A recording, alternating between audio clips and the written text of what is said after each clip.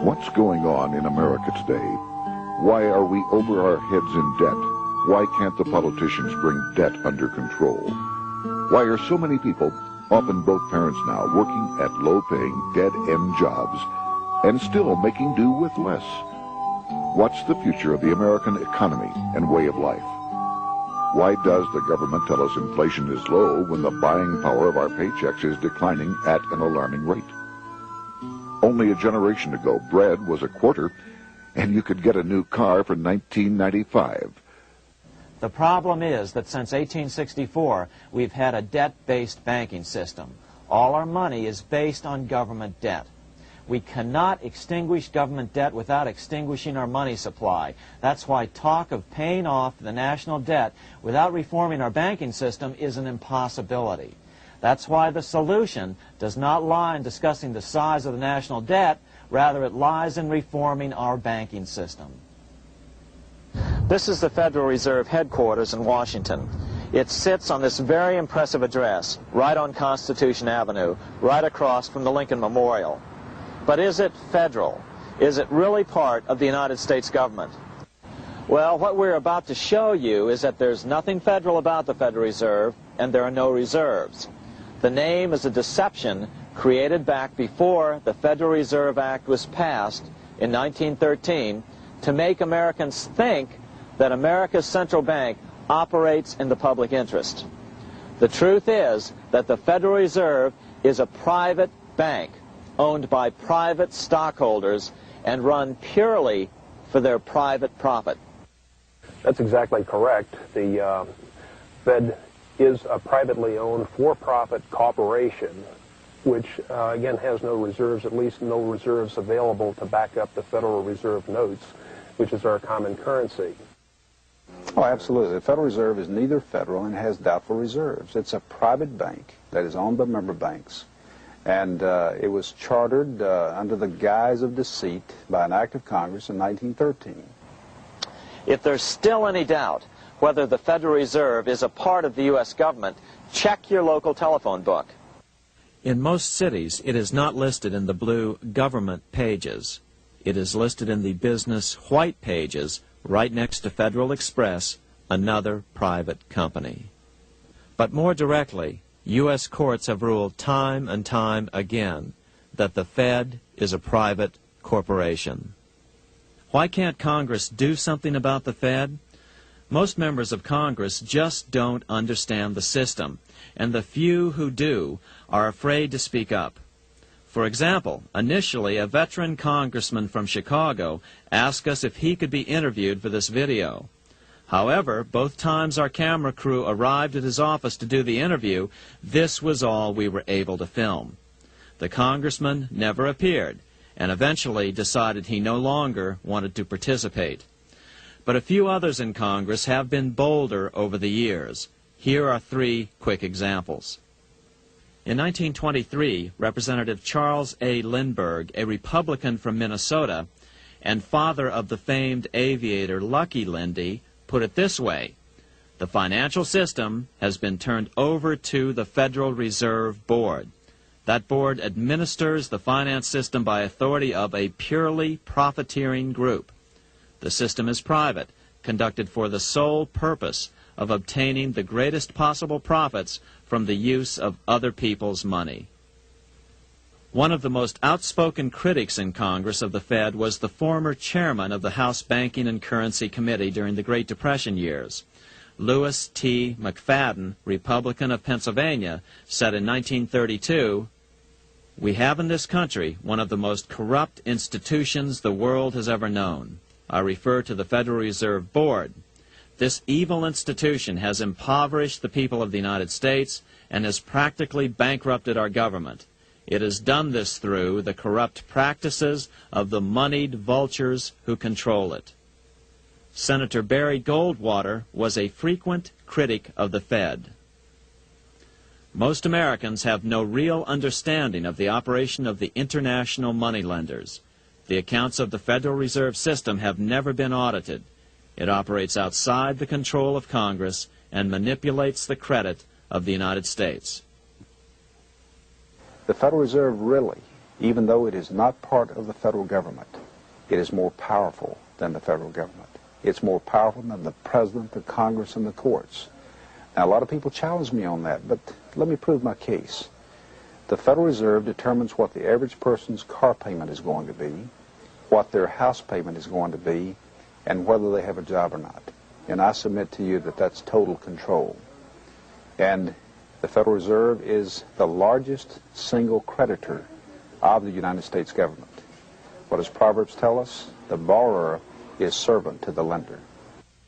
What one has to understand is that from the day the Constitution was adopted right up to today, the folks who profit from privately owned central banks, as Madison called them, the money changers, have fought a running battle for control over who gets to print America's money. Why is who prints the money so important? Think of money as just another commodity. If you have a monopoly on a commodity that everyone needs, everyone wants, and nobody has enough of, there are lots of ways to make a profit, and also exert tremendous political influence. That's what this battle is all about.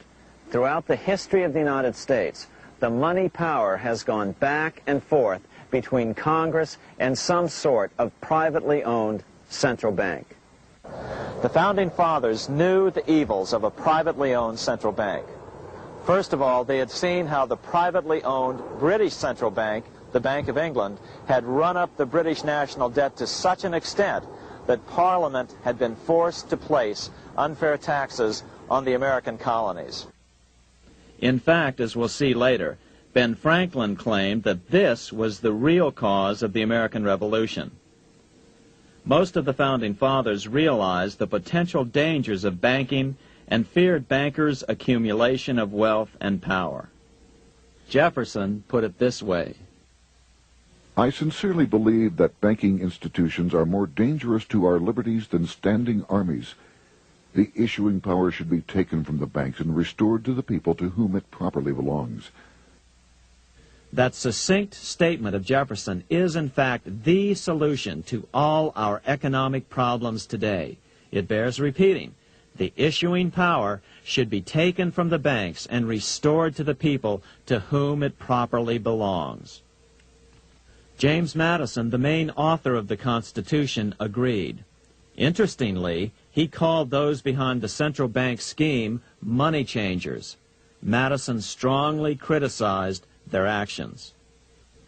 History records that the money changers have used every form of abuse, intrigue, deceit, and violent means possible to maintain their control over governments by controlling money and its issuance. The battle over who gets to issue our money has been the pivotal issue throughout the history of the United States.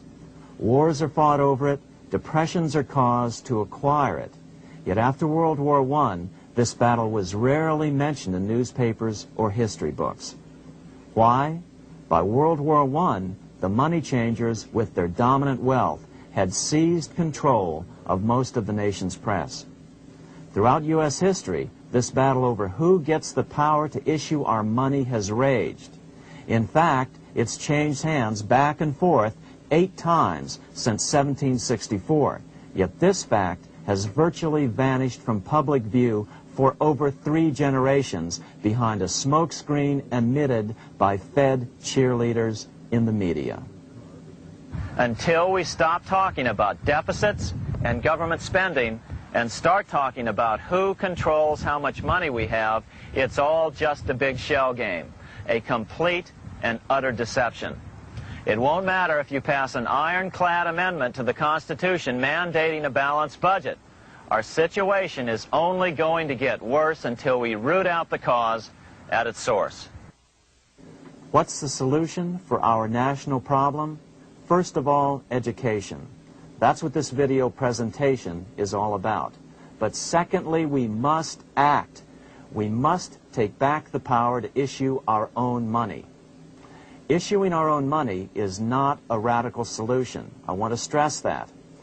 It's the same solution used at different points in U.S. history by men like Benjamin Franklin, Thomas Jefferson, Andrew Jackson, Martin Van Buren, and Abraham Lincoln. So, to sum it up, in 1913, Congress gave an independent central bank, deceptively named the Federal Reserve, a monopoly over issuing America's money. And the debt generated by this quasi-private corporation is what is killing the American economy. Though the Federal Reserve is now the most powerful central bank in the world, it was not the first. So where did this idea come from? To really understand the magnitude of the problem, we have to travel back to Europe. Just who are these money changers James Madison spoke of? In the Bible, 2,000 years ago, Jesus drove the money changers from the temple. It was the only time Jesus used force during his ministry. What were money changers doing in the temple? When Jews came to Jerusalem to pay their temple tax, they could only pay it with a special coin, the half shekel of the sanctuary. This was a half ounce of pure silver about this size. It was the only coin around at that time which was pure silver and of assured weight without the image of a pagan emperor. Therefore to Jews the half shekel was the only coin acceptable to God. But these coins were not plentiful. The money changers had cornered the market on them. Then they raised the price, just like any other commodity, to whatever the market would bear. In other words, money changers were making exorbitant profits because they held a virtual monopoly on money. The Jews had to pay whatever they demanded. To Jesus, this totally violated the sanctity of God's house.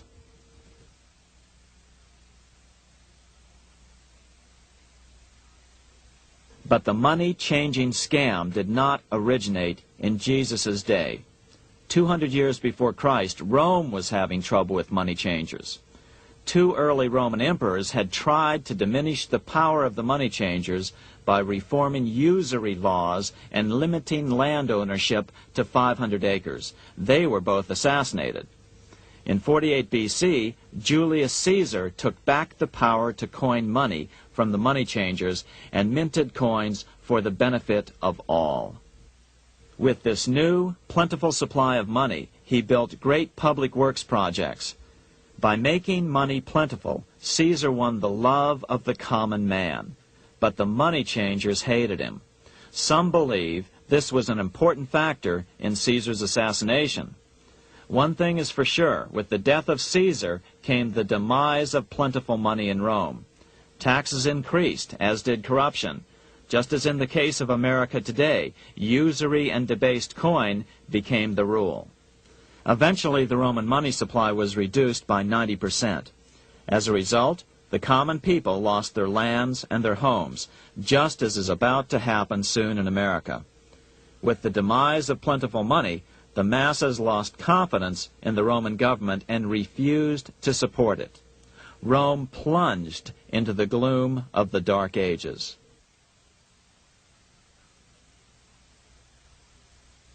A 1,000 years after the death of Christ, money changers, those who loan out and manipulate the quantity of money, were active in medieval England. In fact, they were so active that acting together, they could manipulate the entire English economy. These were not bankers per se. The money changers generally were the goldsmiths. They were the first bankers because they started keeping other people's gold for safekeeping in their vaults. The first paper money was merely a receipt for gold left at the goldsmith. Paper money caught on because it was more convenient than carrying around a lot of heavy gold and silver coins. Eventually, goldsmiths noticed that only a small fraction of the depositors ever came in and demanded their gold at any one time. Goldsmiths started cheating on the system. They discovered that they could print more money than they had gold, and usually no one would be the wiser. Then they could loan out this extra money and collect interest on it. This was the birth of fractional reserve banking. That is, loaning out many times more money than you have assets on deposit. So, if $1,000 in gold were deposited with them, they could loan out about $10,000 in paper money and draw interest payments on it, and no one would ever discover the deception. By this means, goldsmiths gradually accumulated more and more wealth and used this wealth to accumulate more and more gold. Today, this practice of loaning out more money than there are reserves is known as fractional reserve banking. Every bank in the United States is allowed to loan out at least 10 times more money than they actually have. That's why they get rich on charging, let's say, 8% interest. It's not really 8% per year, which is their income. It's 80%. That's why bank buildings are always the largest in town. But does that mean that all interest or all banking should be illegal? Hardly. In the Middle Ages, canon law, the law of the Catholic Church, forbade charging interest on loans. This concept followed the teachings of Aristotle and St. Thomas Aquinas. They taught that the purpose of money was to serve the members of society, to facilitate the exchange of goods needed to lead a virtuous life. Interest, in their belief, hindered this purpose by putting an unnecessary burden on the use of money. In other words, interest was contrary to reason and justice. Reflecting church law in the Middle Ages, Europe forbade charging interest on loans and made it a crime called usury. As commerce grew, and therefore opportunities for investment arose in the late Middle Ages, it came to be recognized that to loan money had a cost for the lender, both in risk and in lost opportunity. So some charges were allowed, but not interest per se. But all moralists, no matter what religion, condemn fraud, oppression of the poor, and injustice as clearly immoral. As we will see, fractional reserve lending is rooted in a fraud, results in widespread poverty, and reduces the value of everyone else's money. The ancient goldsmiths discovered that extra profits could be made by rowing the economy between easy money and tight money. When they made money easier to borrow, then the amount of money in circulation expanded. Money was plentiful. People took out more loans to expand their businesses. But then the money changers would tighten the money supply. They would make loans more difficult to get. What would happen? Just what happens today. A certain percentage of people could not repay their previous loans and could not take out new loans to repay the old ones. Therefore, they went bankrupt and had to sell their assets to the goldsmiths for pennies on the dollar. The same thing is still going on today. Only today, we call this rowing of the economy up and down the business cycle. Like Julius Caesar, King Henry I of England finally resolved to take the money power away from the goldsmiths about 1100 AD. Henry could have used anything as money, seashells, feathers, or even yak dung, as is often done in remote Tibetan provinces. But he invented one of the most unusual money systems in history. It was called the tally stick system. Here I have one of the few surviving examples of this form of British money, which lasted 726 years until 1826, a tally stick. The tally system was adopted to avoid the monetary manipulation of the goldsmiths. Tally sticks were money fabricated out of sticks of polished wood. Notches were cut along one edge of the stick to indicate the denominations. Then the stick was split lengthwise through the notches so that both pieces still had a record of the notches. The king kept one half to protect against counterfeiting. Then he would spend the other half into the economy and they would circulate as money. This particular tally stick is huge. It represented 25,000 pounds. One of the original stockholders in the Bank of England purchased his original shares with this stick. In other words, he bought shares in the world's richest and most powerful corporation with a stick of wood. It's ironic that after its formation in 1694, the Bank of England attacked the tally stick system because it was money outside the power of the money changers, just as King Henry had wanted it to be. Why do people accept sticks of wood for money? That's a great question. Throughout history, people traded anything they thought had value and used as money. You see, the secret is that money is only what people agree on to use as money. What's our paper money today? It's really just paper. But here's the trick. King Henry ordered that tally sticks had to be used to pay the king's taxes.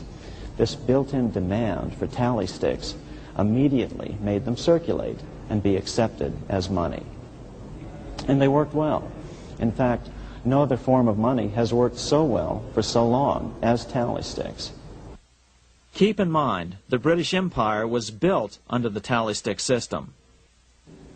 The tally stick system succeeded despite the fact that the money changers constantly attacked it by offering the metal coin system as competition.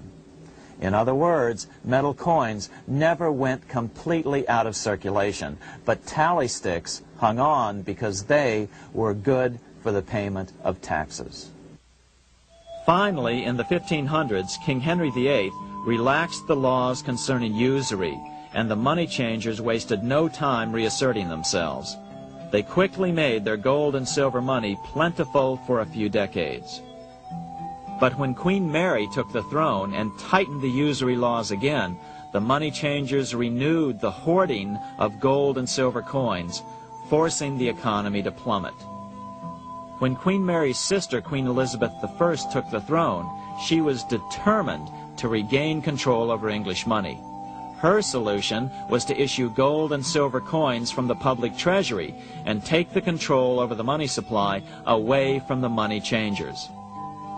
Although control over money was not the only cause of the English Revolution in 1642, religious differences fueled the conflict. Monetary policy played a major role. Financed by the money changers, Oliver Cromwell finally overthrew King Charles, purged the Parliament, and put the king to death. The money changers were immediately allowed to consolidate their financial power. The result was that for the next 50 years, the money changers plunged Great Britain into a series of costly wars. They took over a square mile of property in the center of London, known as the City of London. This area today is still known as one of the 3 predominant financial centers of the world. Conflicts with the Stuart kings led the money changers in England to combine with those in the Netherlands to finance the invasion of William of Orange, who overthrew the Stuarts in 1688 and took the English throne. By the end of the 1600s, England was in financial ruin. 50 years of more or less continuous wars with France and Holland had exhausted her. Frantic government officials met with the money changers to beg for the loans necessary to pursue their political purposes. The price was high: a government-sanctioned, privately owned bank which could issue money created out of nothing. It was to be the modern world's first privately owned central bank, the Bank of England. Although it was deceptively called the Bank of England to make the general population think it was part of the government, it was not. Like any other private corporation, the Bank of England sold shares to get started. The investors, whose names were never revealed, were supposed to put up £1.25 million British pounds in gold coin to buy their shares in the bank, but only £750,000 was ever received. Despite that, the bank was duly chartered in 1694 and started out in the business of loaning out several times the money it supposedly had in reserves, all at interest. In exchange, the new bank would loan British politicians as much of the new currency as they wanted, as long as they secured the debt by direct taxation of the British people. So, legalization of the Bank of England amounted to nothing less than legal counterfeiting of a national currency for private gain. Unfortunately, nearly every nation now has a privately controlled central bank using the Bank of England as the basic model.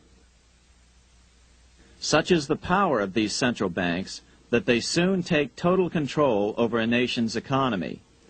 It soon amounts to nothing but a plutocracy, ruled by the rich. It would be like putting control of the army in the hands of the mafia. The danger of tyranny would be extreme. Yes, we need central banks. No, we do not need them in private hands. The central bank scam is really a hidden tax. The nation sells bonds to the central bank to pay for things it does not have the political will to raise taxes to pay for. But the bonds are purchased with money the central bank creates out of nothing. More money in circulation makes your money worth less. The government gets as much money as it needs, and the people pay for it in inflation.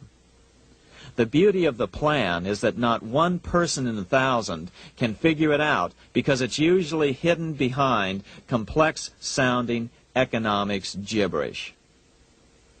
With the formation of the Bank of England, the nation was soon awash in money. Prices throughout the country doubled. Massive loans were granted for just about any wild scheme. One venture proposed to drain the Red Sea to recover gold supposedly lost when the Egyptian army drowned pursuing Moses and the Israelites. By 1698, government debt grew from the initial £1.25 million to £16 million. Naturally, taxes were increased and then increased again to pay for all of this. With the British money supply firmly in their grip, the British economy began a wild roller coaster series of booms and depressions, exactly the sort of thing a central bank claims it is determined to prevent. There are two things which I think are intrinsic not just to the Bank of England but to central banking generally. The first is an involvement in the formulation of monetary policy with the specific objective of achieving monetary stability. However, since the Bank of England took control, the British pound has rarely been stable. Now let's take a look at the role of the Rothschild family, the family said to be the wealthiest in the world.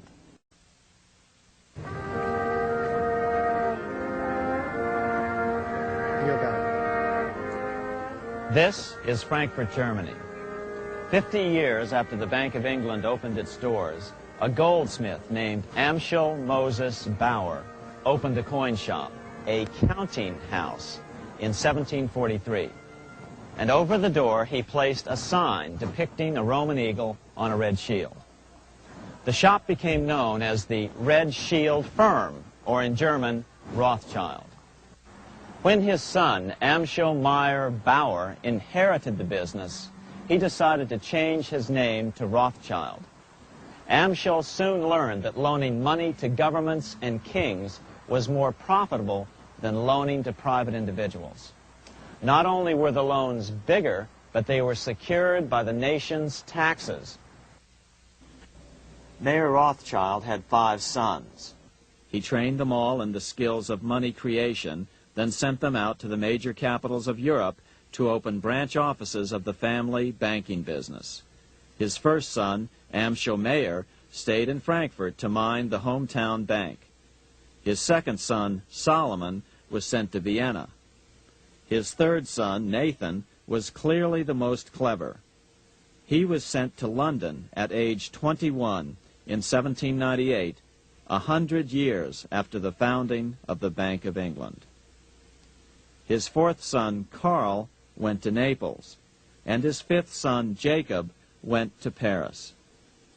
In 1785, Mayer Amschel moved his entire family to this larger house, a 5-story dwelling he shared with the Schiff family. This house was known as the Green Shield. The Rothschilds and the Schiffs would play a central role in the rest of European financial history and in that of the United States.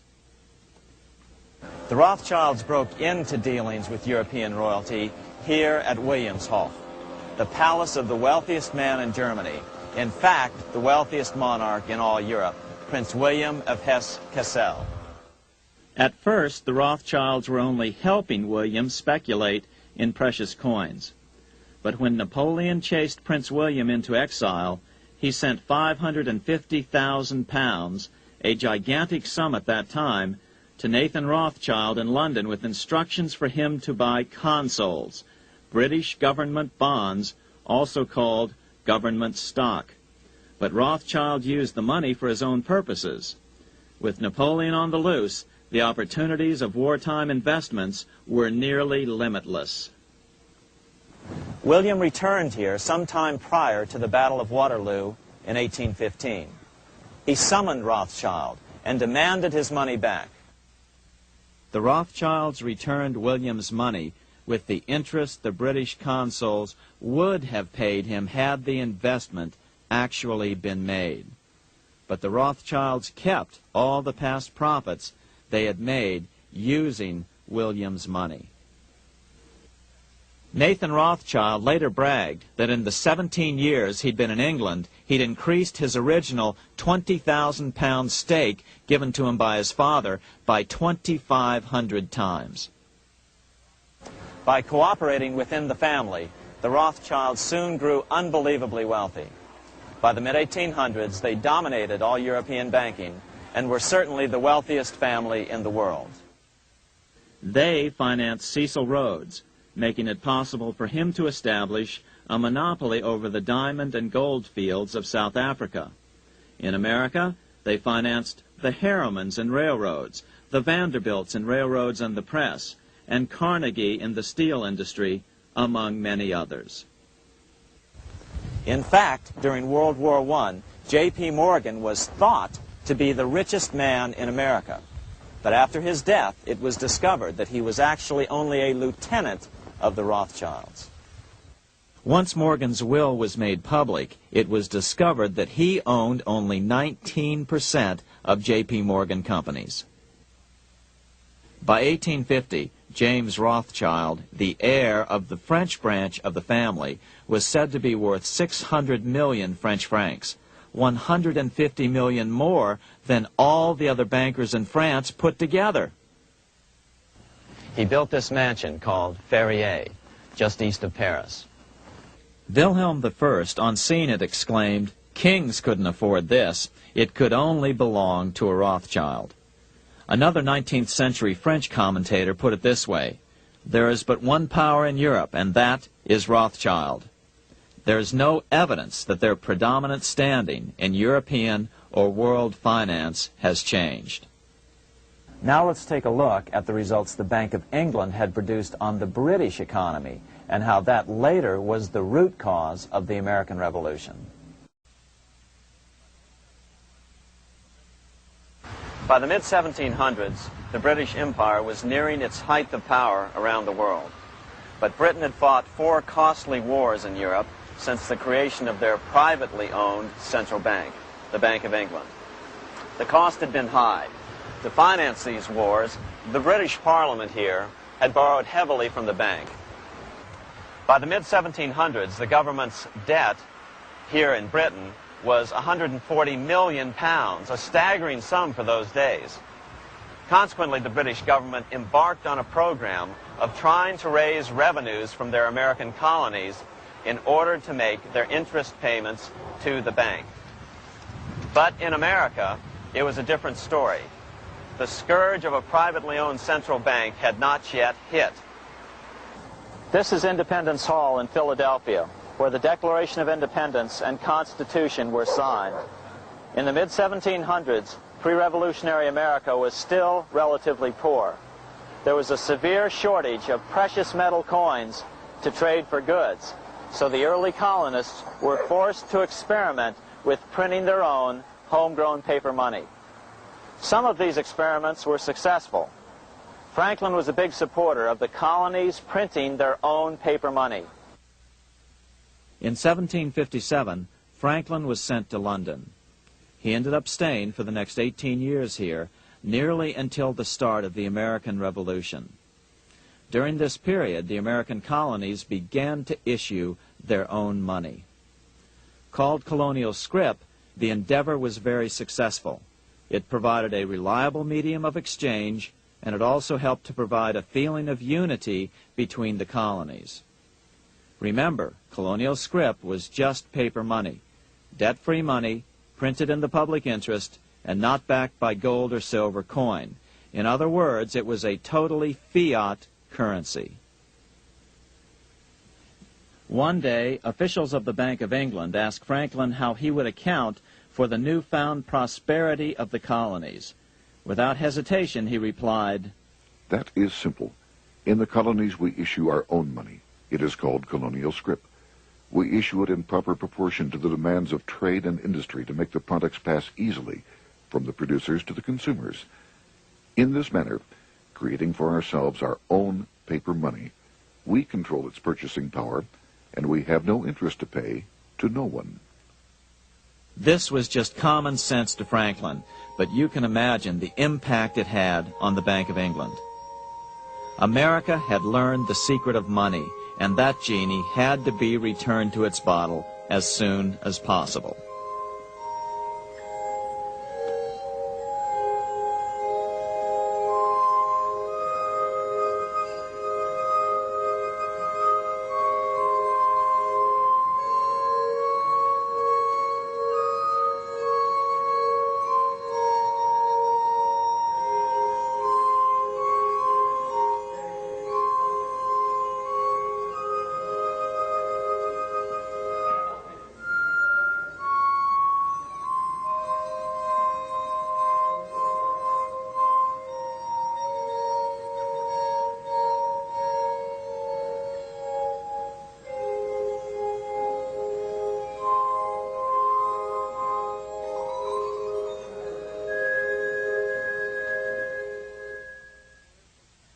As a result, Parliament hurriedly passed the Currency Act of 1764. This prohibited colonial officials from issuing their own money and ordered them to pay all future taxes in gold or silver coins. In other words, it forced the colonies on a gold or silver standard. For those who still believe that a gold standard is the answer for America's current monetary problems, look what happened to America after that. Writing in his autobiography, Franklin said, "In 1 year, the conditions were so reversed that the era of prosperity ended and a depression set in to such an extent that the streets of the colonies were filled with unemployed." Franklin claims that this was even the basic cause for the American Revolution.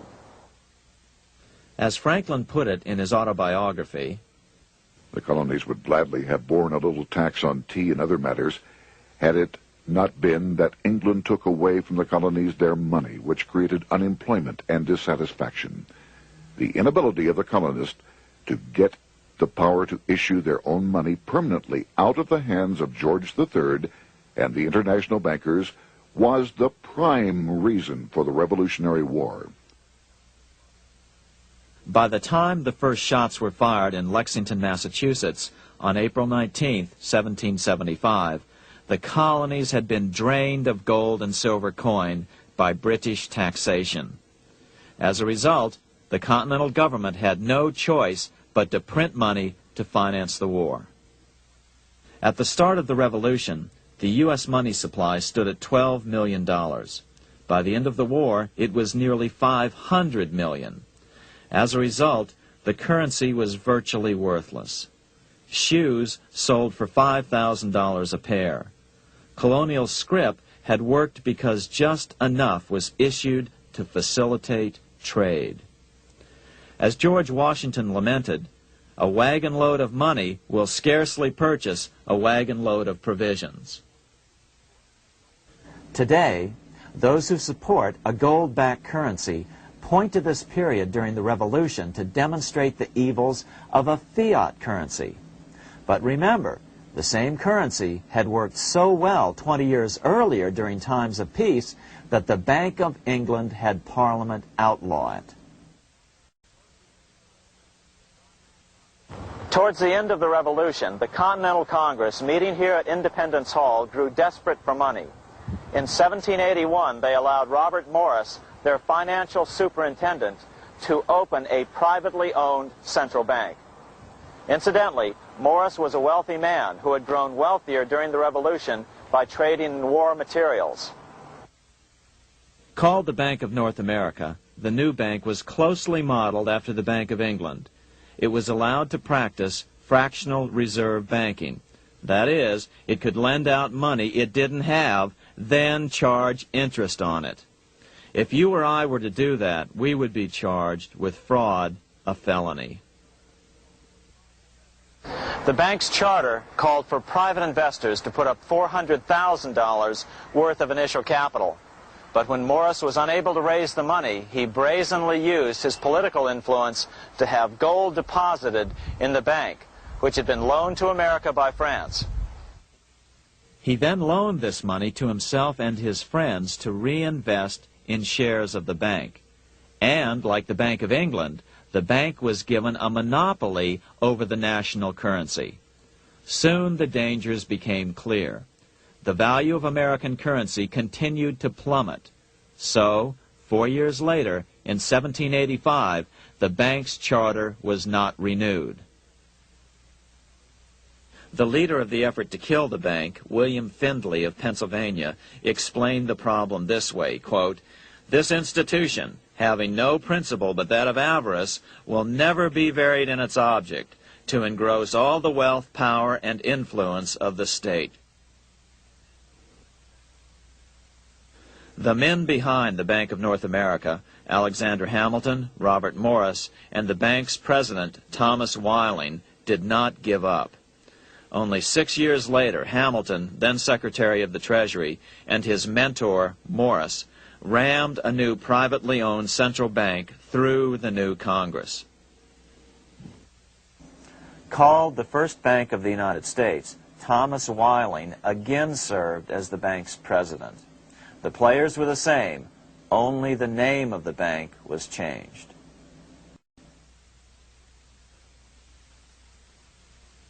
In 1787, colonial leaders assembled in Philadelphia to replace the ailing Articles of Confederation.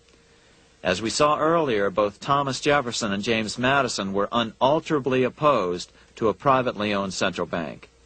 They had seen the problems caused by the Bank of England. They wanted nothing of it. As Jefferson later put it, "If the American people ever allow private banks to control the issue of their currency, first by inflation, then by deflation, the banks and the corporations which grow up around them will deprive the people of all property until their children wake up homeless on the continent their fathers conquered." During the debate over the future monetary system, another one of the founding fathers, Gouverneur Morris, castigated the motivations of the owners of the Bank of North America. Gouverneur Morris headed the committee that wrote the final draft of the Constitution. Morris knew the motivations of the bank well. Along with his old boss, Robert Morris, Gouverneur Morris and Alexander Hamilton were the ones who had presented the original plan for the Bank of North America to the Continental Congress in the last year of the Revolution.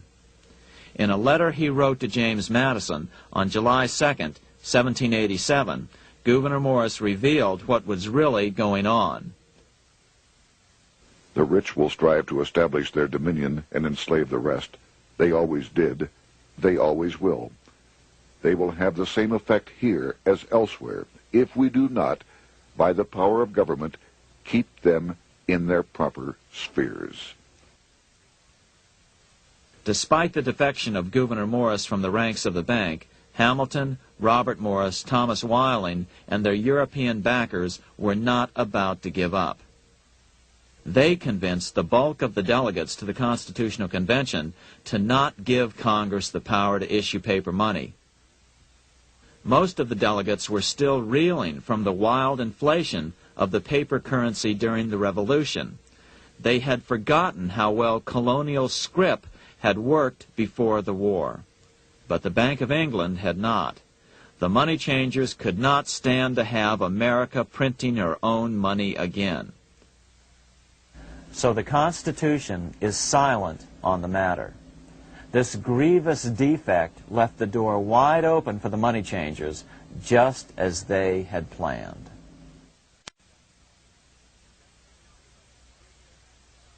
In 1790, less than 3 years after the Constitution had been signed, the money changers struck again. the newly appointed first Secretary of the Treasury, Alexander Hamilton, proposed a bill to the Congress calling for a new privately owned central bank. Coincidentally, that was the very year that Amschel Rothschild made his pronouncement from his flagship bank in Frankfurt. Let me issue and control a nation's money, and I care not who writes the laws. Alexander Hamilton was a tool of the international bankers, and he wanted to create the U.S. Bank, the BUS, or the Bank of the United States, and did so. Interestingly, one of Hamilton's first jobs after graduating from law school in 1782 was as an aide to Robert Morris, the head of the Bank of North America.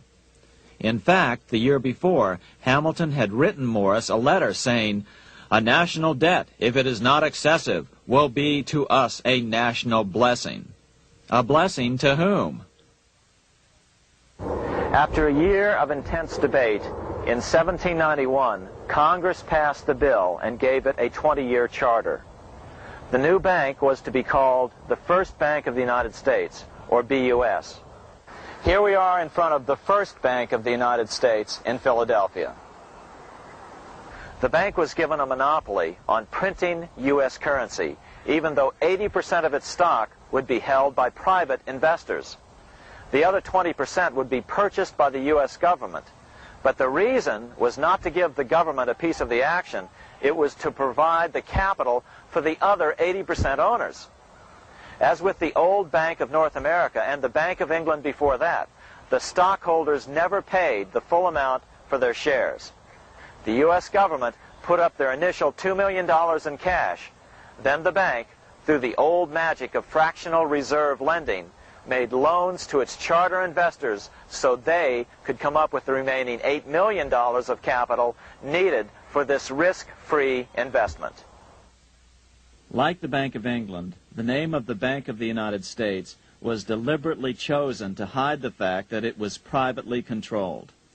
And like the Bank of England, the names of the investors in the bank were never revealed. Many years later, it was a common saying that the Rothschilds were the power behind the old Bank of the United States. The bank was sold to Congress as a way to bring stability to the banking system and eliminate inflation. So what happened? Over the first 5 years, the U.S. government borrowed $8.2 million from the Bank of the United States. In the same 5-year period, prices rose by 72%. Jefferson, as the new Secretary of State, watched the borrowing with sadness and frustration, unable to stop it. I wish it were possible to obtain a single amendment to our Constitution, taking from the federal government the power of borrowing. Millions of Americans feel the same way today. They watch in helpless frustration as the federal government borrows the American economy into oblivion. So, although it was called the First Bank of the United States, it was not the first attempt at a privately owned central bank in this country. As with the Bank of North America, the government put up most of the cash to get this private bank going, then the bankers loaned the money to each other to buy the remaining stock in the bank. It was a scam, plain and simple, and they wouldn't be able to get away with it for long. But first, we have to travel back to Europe to see how a single man was able to manipulate the entire British economy by obtaining the first news of Napoleon's final defeat.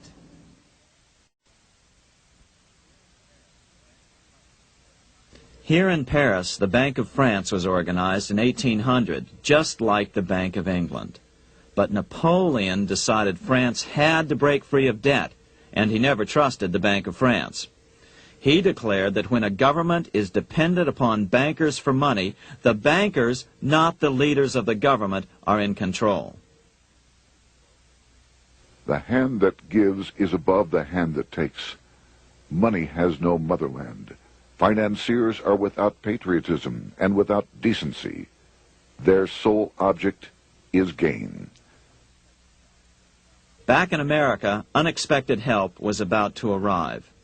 In 1800, Thomas Jefferson narrowly defeated John Adams to become the third president of the United States. By 1803, Jefferson and Napoleon had struck a deal. The U.S. would give Napoleon $3 million in gold in exchange for a huge chunk of territory west of the Mississippi River, the Louisiana Purchase. With that $3 million, Napoleon quickly forged an army and set off across Europe, conquering everything in his path. But the Bank of England quickly rose to oppose him. They financed every nation in his path, reaping the enormous profits of war. Prussia, Austria, and finally Russia all went heavily into debt in a futile attempt to stop Napoleon. 4 years later, with the main French army in Russia, 30-year-old Nathan Rothschild, the head of the London office of the Rothschild family, personally took charge of a bold plan to smuggle a much-needed shipment of gold right through France to finance an attack by the Duke of Wellington from Spain. Nathan later bragged at a dinner party in London that it was the best business he'd ever done. Little did he know that he would do much better business in the near future. Wellington's attacks from the south and other defeats eventually forced Napoleon to abdicate, and Louis XVIII was crowned king. Napoleon was exiled to Elba, a tiny island off the coast of Italy, supposedly exiled from France forever. While Napoleon was in exile on Elba, temporarily defeated by England with the financial help of the Rothschilds, America was trying to break free of its central bank as well.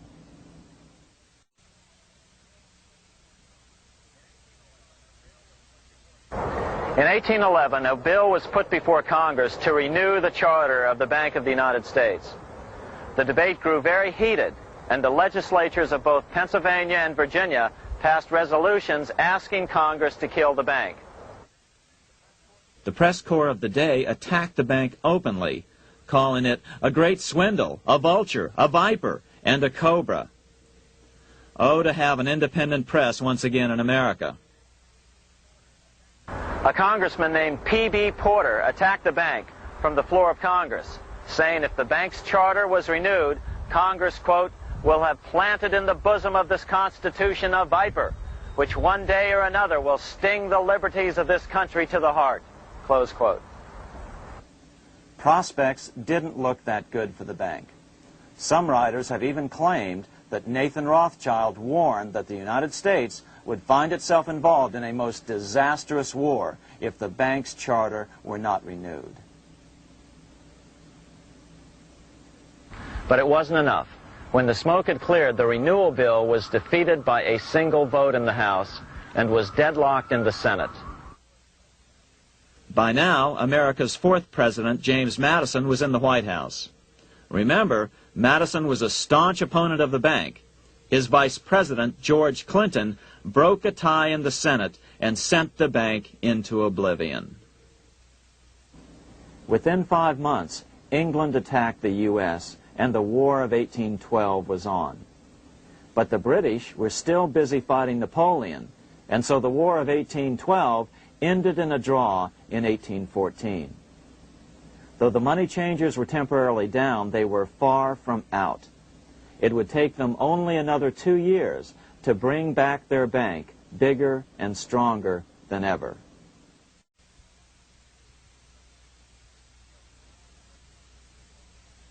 But now let's return to Napoleon, because nothing else in history more aptly demonstrates the ingenuity of the Rothschild family than their control of the British stock market after Waterloo.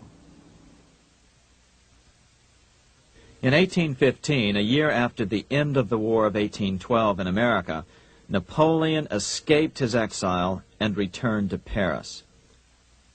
French troops were sent out to capture him, but such was his charisma that the soldiers rallied around their old leader and hailed him as their emperor once again. In March of 1815, Napoleon equipped an army which Britain's Duke of Wellington defeated less than 90 days later at Waterloo. Some writers claim Napoleon borrowed £5 million from the Bank of England to rearm. But it appears these funds actually came from the Uvard banking house in Paris. Nevertheless, from about this point on, it was not unusual for privately controlled central banks to finance both sides in a war.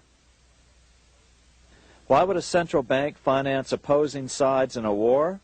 Because war is the biggest debt generator of them all. A nation will borrow any amount for victory.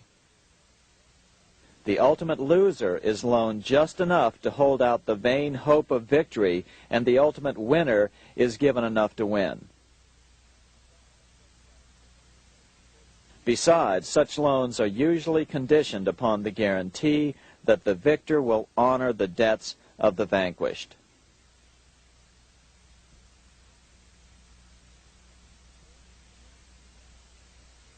This is the Waterloo battlefield about 200 miles northeast of Paris in what today is Belgium.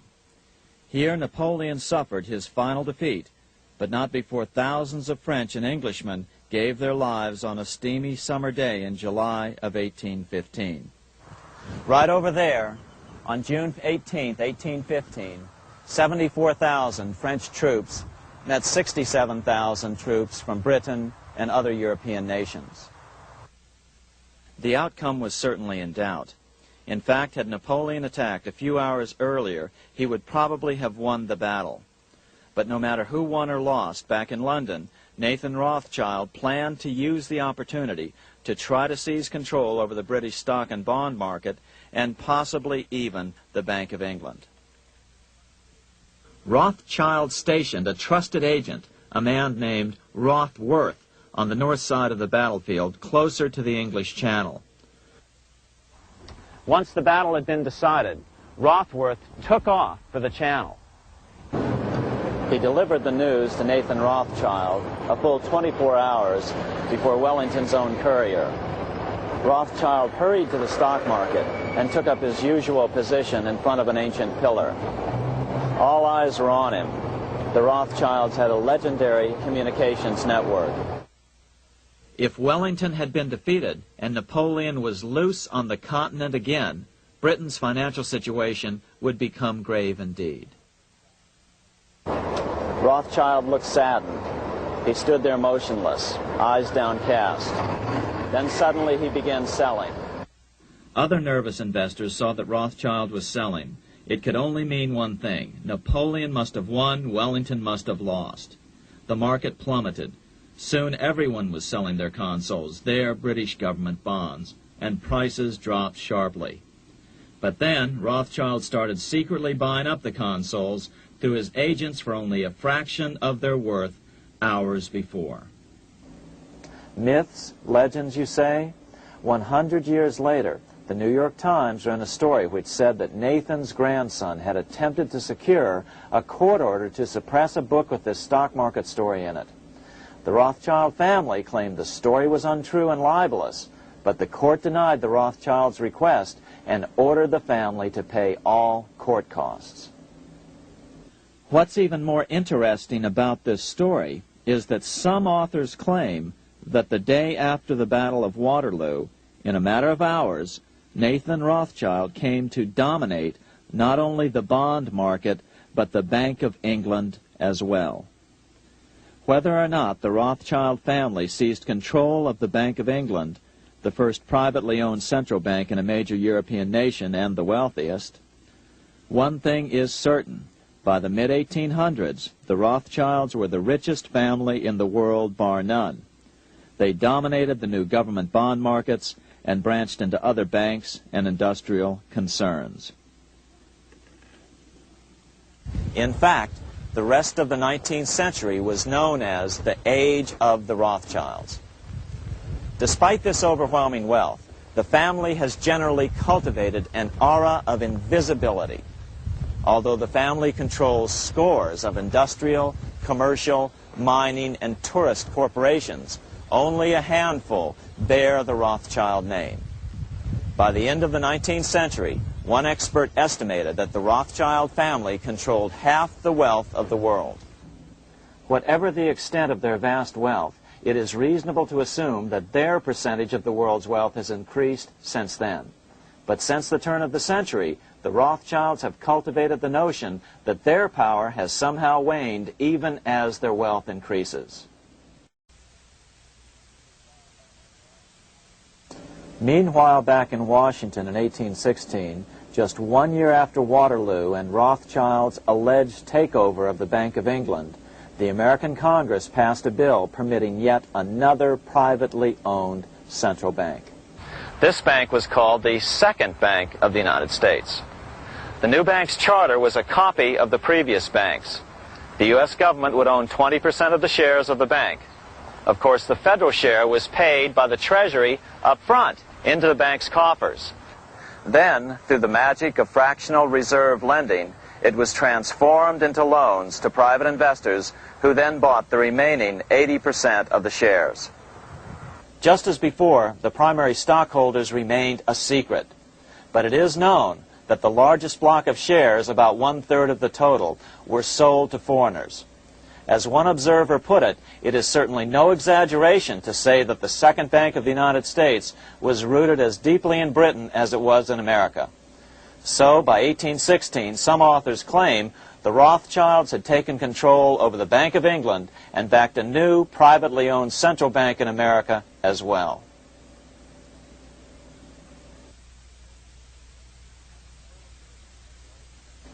After 12 years of manipulations of the U.S. economy on the part of the Second Bank of the U.S., the American people had had just about enough. Opponents of the bank nominated a dignified senator from Tennessee, Andrew Jackson, the hero of the Battle of New Orleans, to run for president. This is his home, the Hermitage. No one gave Jackson a chance initially. The bank had long ago learned how the political process could be controlled with money. To the surprise and dismay of the money changers, Jackson was swept into office in 1828. Jackson was determined to kill the bank at the first opportunity and wasted no time in trying to do so. But the bank's 20-year charter didn't come up for renewal until 1836, the last year of his second term, if he could survive that long. During his first term, Jackson contented himself with rooting out the bank's many minions from government service. He fired 2,000 of the 11,000 employees of the federal government. In 1832, with his re-election approaching, the bank struck an early blow, hoping Jackson would not want to stir up controversy. They asked Congress to pass a renewal bill 4 years early. Naturally, Congress complied, then sent it to the president for signing. But Jackson weighed in with both feet. Old Hickory, never a coward, vetoed the bill. His veto message is one of the great American documents. It clearly lays out the responsibility of the American government towards its citizens, rich and poor. It is not our own citizens only who are to receive the bounty of our government. More than 8 million of the stock of this bank are held by foreigners.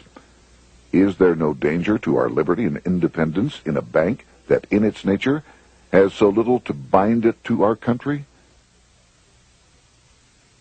Controlling our currency, receiving our public monies, and holding thousands of our citizens' independence would be more formidable and dangerous than a military power of the enemy. If government would confine itself to equal protection and, as heaven does its rains, shower its favor alike on the high and the low, the rich and the poor, it would be an unqualified blessing. In the act before me, there seems to be a wide and unnecessary departure from these just principles. Later that year, in July 1832, Congress was unable to override Jackson's veto.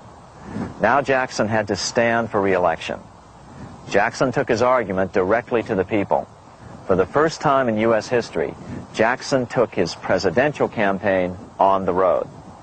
Before then, presidential candidates stayed at home and looked presidential. His campaign slogan was Jackson and no bank. The National Republican Party ran Senator Henry Clay against Jackson. Despite the fact that the bankers poured over $3 million into Clay's campaign, Jackson was reelected by a landslide in November of 1832. Despite his presidential victory, Jackson knew the battle was only beginning. "The hydra of corruption is only scotched, not dead," said the newly elected president. Jackson ordered his new Secretary of Treasury, Lewis McLean, to start removing the government's deposits from the second bank and start placing them in state banks. But McLean refused to do so. Jackson fired him and appointed William J. Duane as the new Secretary of the Treasury. Duane also refused to comply with the president's requests, and so Jackson fired him as well and then appointed Roger B. Taney to the office. Taney did withdraw government funds from the bank starting on October 1st, 1833. Jackson was jubilant. "I have it chained. I'm ready with screws to draw every tooth and then the stumps." But the bank was not yet done fighting. Its head, Nicholas Biddle, used his influence to get the Senate to reject Taney's nomination. Then, in a rare show of arrogance, Biddle threatened to cause a depression if the bank was not rechartered. This worthy president thinks that because he has scalped Indians and imprisoned judges, he is to have his way with the bank. He is mistaken. Next, in an unbelievable fit of honesty for a central banker, Biddle admitted that the bank was going to make money scarce to force Congress to restore the bank. Nothing but widespread suffering will produce any effect on Congress. Our only safety is in pursuing a steady course of firm restriction, and I have no doubt that such a course will ultimately lead to restoration of the currency and the recharter of the bank. What a stunning revelation. Here was the pure truth, revealed with shocking clarity. Biddle intended to use the money contraction power of the bank to cause a massive depression until America gave in. Unfortunately, this has happened time and time again throughout U.S. history and is about to happen again in today's world. Nicholas Biddle made good on his threat. The bank sharply contracted the money supply by calling in old loans and refusing to extend new ones. A financial panic ensued, followed by a deep depression. Naturally, Biddle blamed Jackson for the crash, saying that it was caused by the withdrawal of federal funds from the bank. Unfortunately, his plan worked well. Wages and prices sagged. Unemployment soared along with business bankruptcies. The nation quickly went into an uproar. Newspaper editors blasted Jackson in editorials. The bank threatened to withhold payments, which then could be made directly to key politicians for their support. Within only months, Congress assembled in what was called the panic session. 6 months after he had withdrawn funds from the bank, Jackson was officially censured by a resolution which passed the Senate by a vote of 26 to 20. It was the first time a president had ever been censured by Congress. Jackson lashed out at the bank. "You are a den of vipers. I intend to rout you out, and by eternal God, I will rout you out." America's fate teetered on a knife edge. If Congress could muster enough votes to override Jackson's veto, the bank would be granted another 20-year monopoly or more over America's money, time enough to consolidate its already great power. Then a miracle occurred. The governor of Pennsylvania came out supporting President Jackson and strongly criticized the bank. On top of that, Biddle had been caught boasting in public about the bank's plan to crash the economy. Suddenly, the tide shifted. In April of 1834, the House of Representatives voted 134 to 82 against rechartering the bank. This was followed up by an even more lopsided vote to establish a special committee to investigate whether the bank had caused the crash.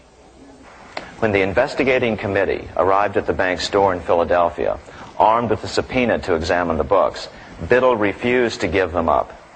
Nor would he allow inspection of correspondence with congressmen relating to their personal loans and advances he'd made to them. He also refused to testify before the committee back in Washington. On January 8, 1835, Jackson paid off the final installment on the national debt, which had been necessitated by allowing the banks to issue currency for government bonds rather than simply issuing treasury notes without such debt. He was the only president to ever pay off the debt.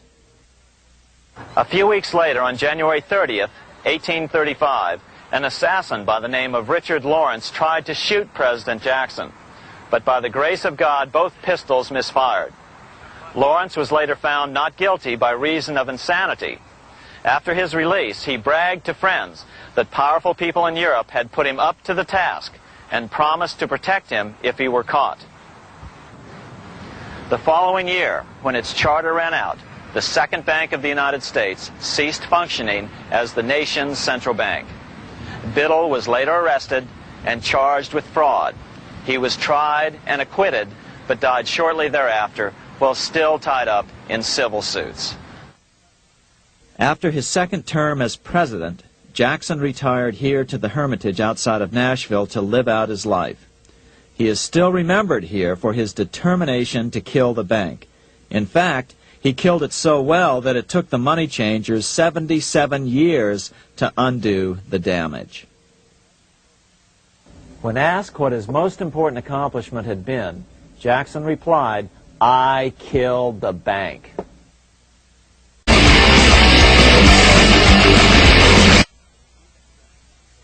Unfortunately, even Jackson failed to grasp the entire picture and its root cause.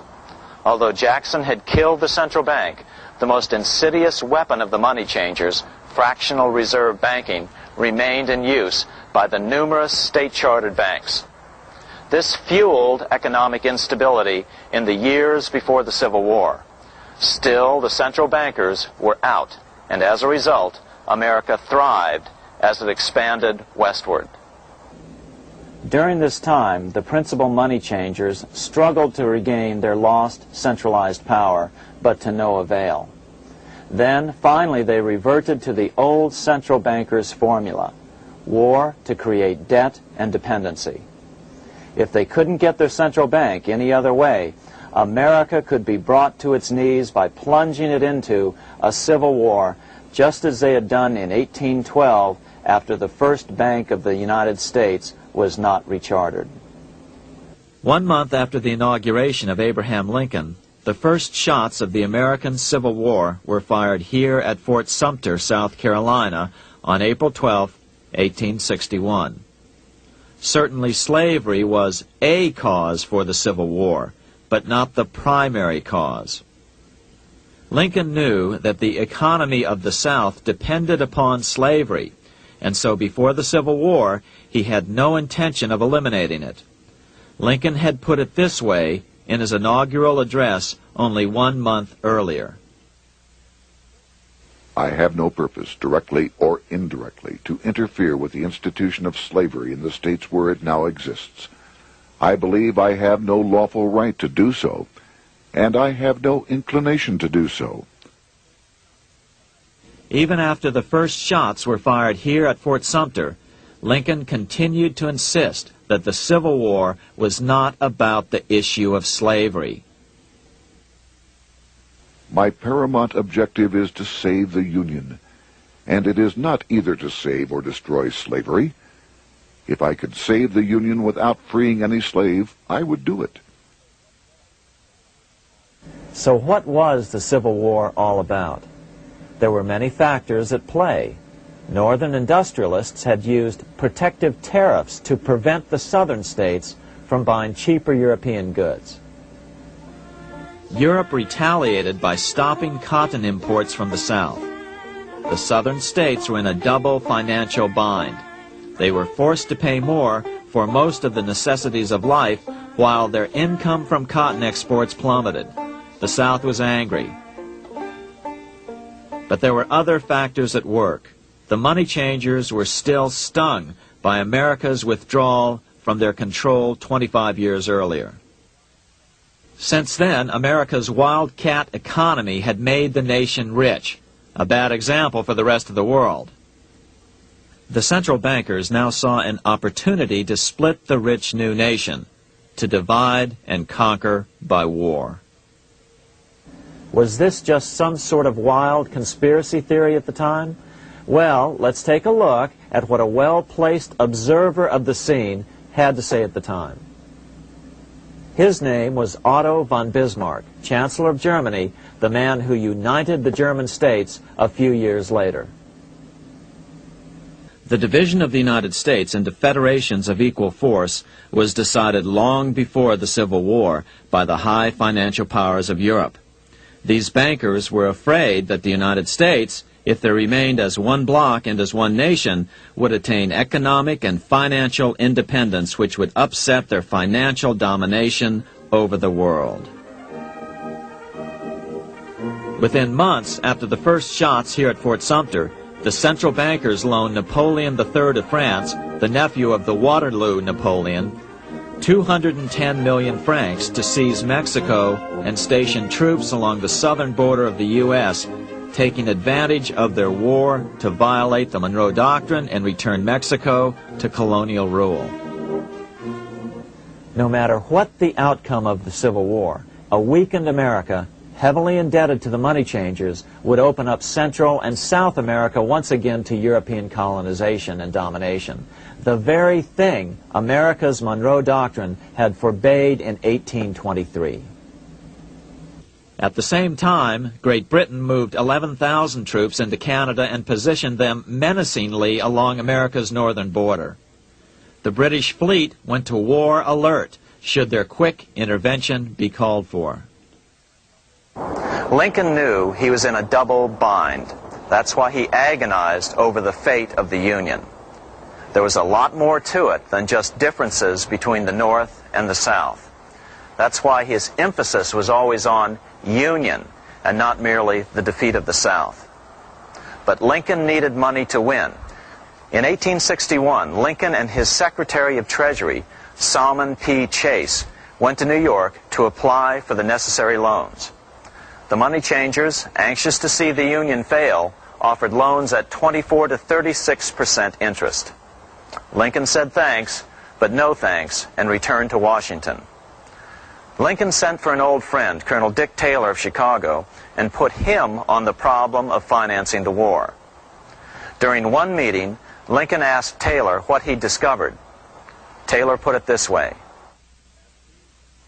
Why, Lincoln, that is easy. Just get Congress to pass a bill authorizing the printing of full legal tender Treasury notes, and pay your soldiers with them, and go ahead and win your war with them also. When Lincoln asked if the people of the United States would accept the notes, Taylor said, "The people, or anyone else, will not have any choice in the matter if you make them full legal tender. They will have the full sanction of the government and be just as good as any money, as Congress is given that express right by the Constitution." So that's exactly what Lincoln did.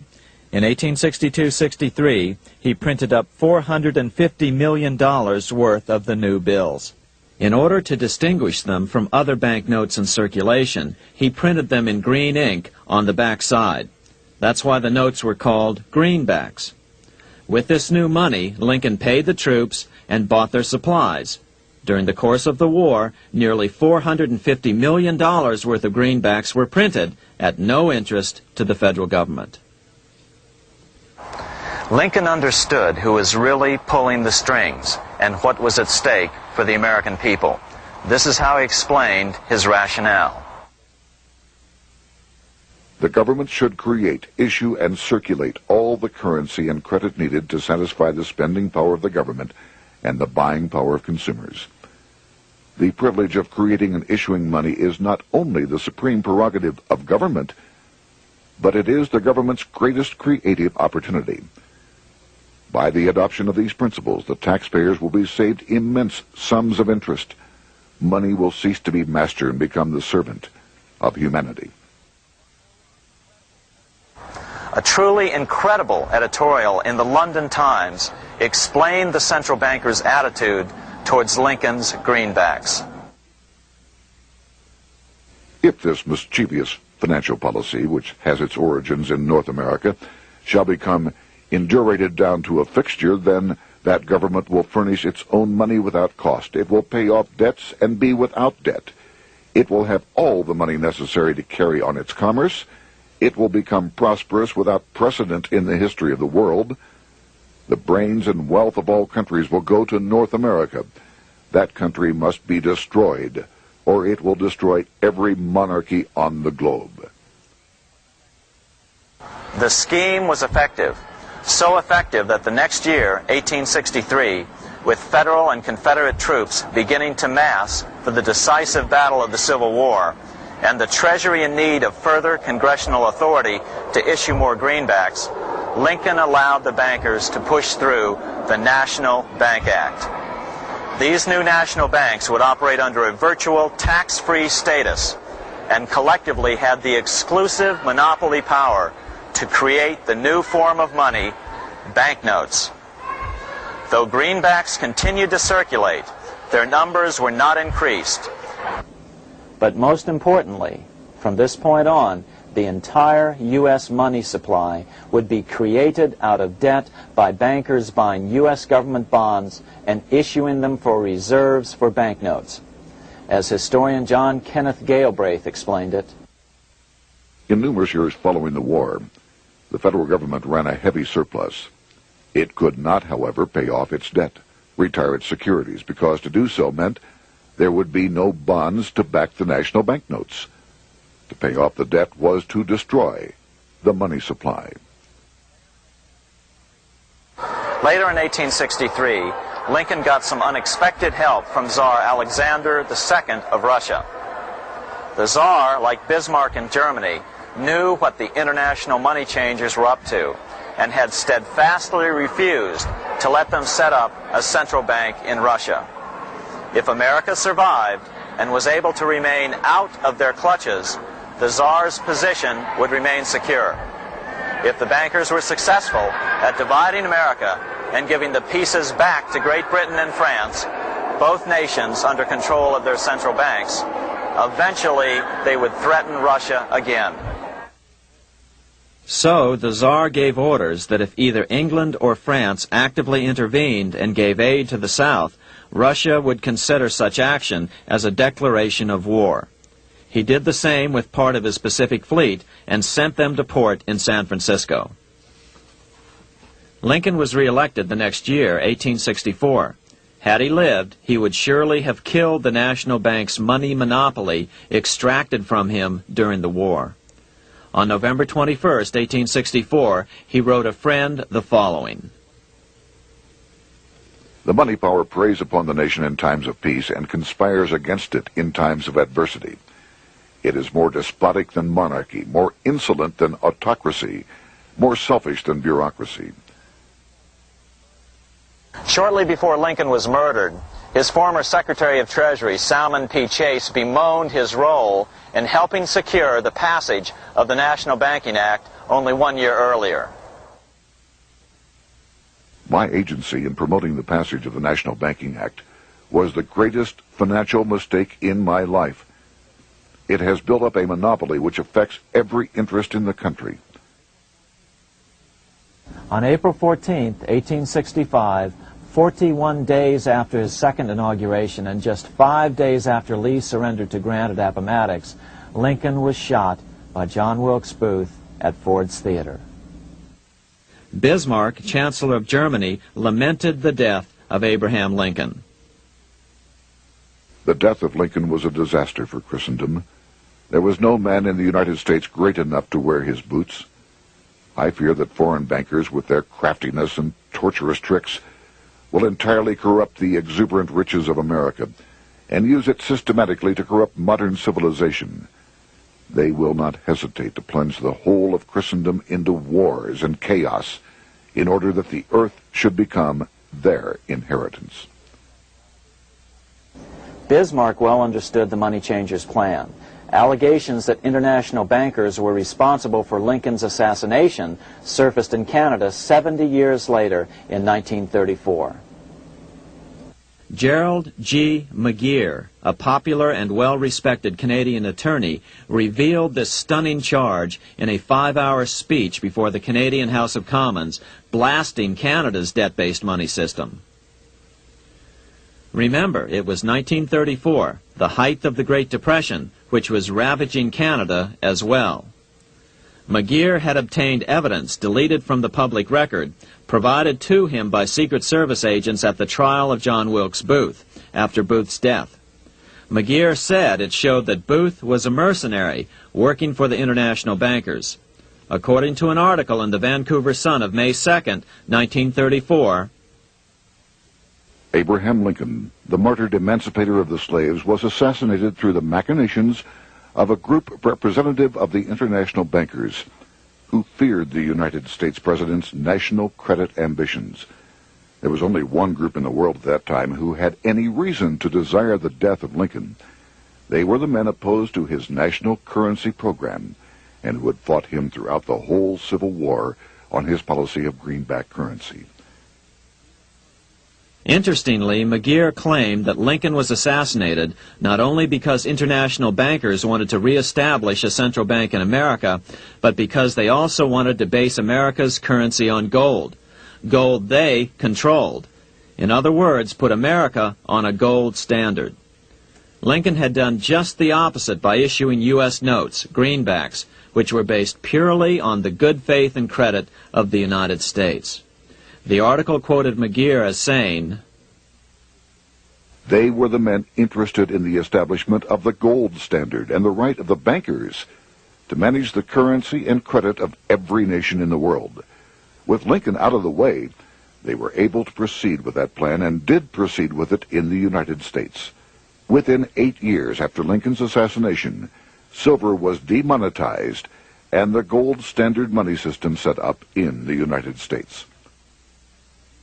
Not since Lincoln has the U.S. issued debt-free United States notes. These red-sealed bills, which were issued in 1963, were not a new issue from President Kennedy, but merely the old greenbacks reissued year after year. In another act of folly and ignorance, the 1994 Regal Act actually authorized the replacement of Lincoln's greenbacks with debt-based notes. In other words, greenbacks were in circulation in the United States until 1994. Why was silver bad for the bankers and gold good? Simple. Because silver was plentiful in the United States. It was very hard to control. Gold was, and always has been, scarce. Throughout history, it has been relatively easy to monopolize gold, but silver has historically been 15 times more plentiful. With Lincoln out of the way, the money changers' next objective was to gain complete control over America's money. This was no easy task. With the opening of the American West, silver had been discovered in huge quantities. On top of that, Lincoln's greenbacks were generally popular.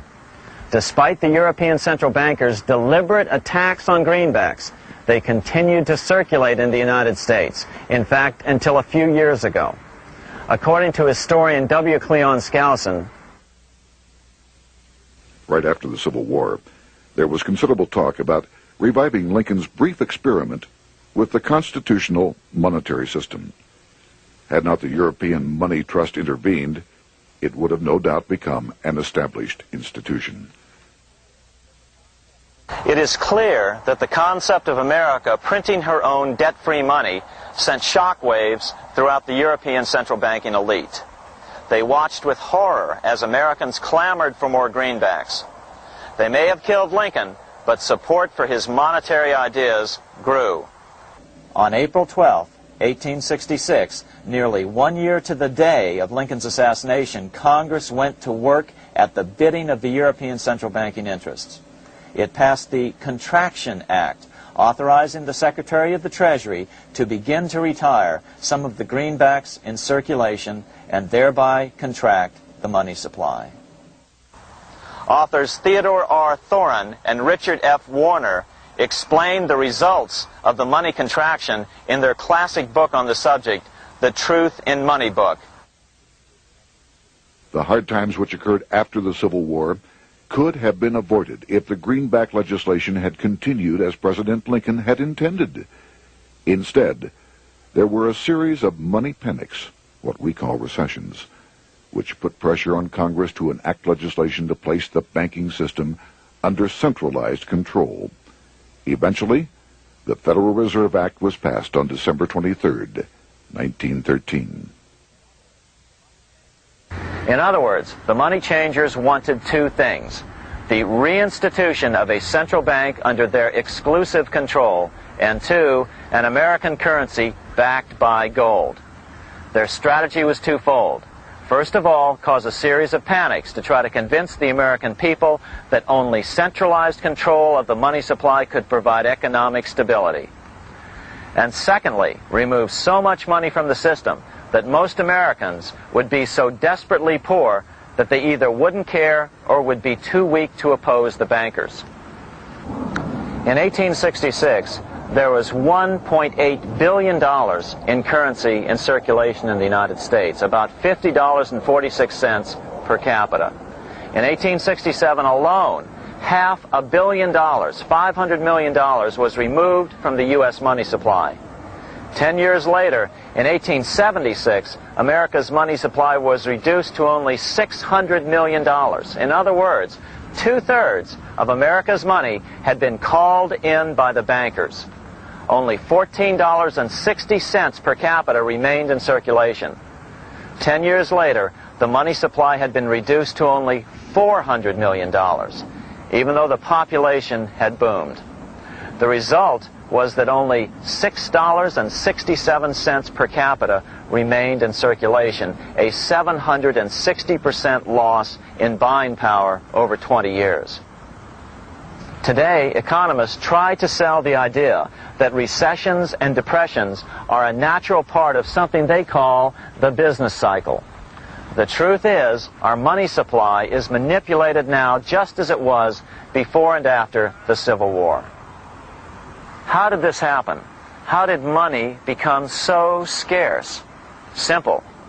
Bank loans were called in and no new ones were given. In addition, silver coins were melted down.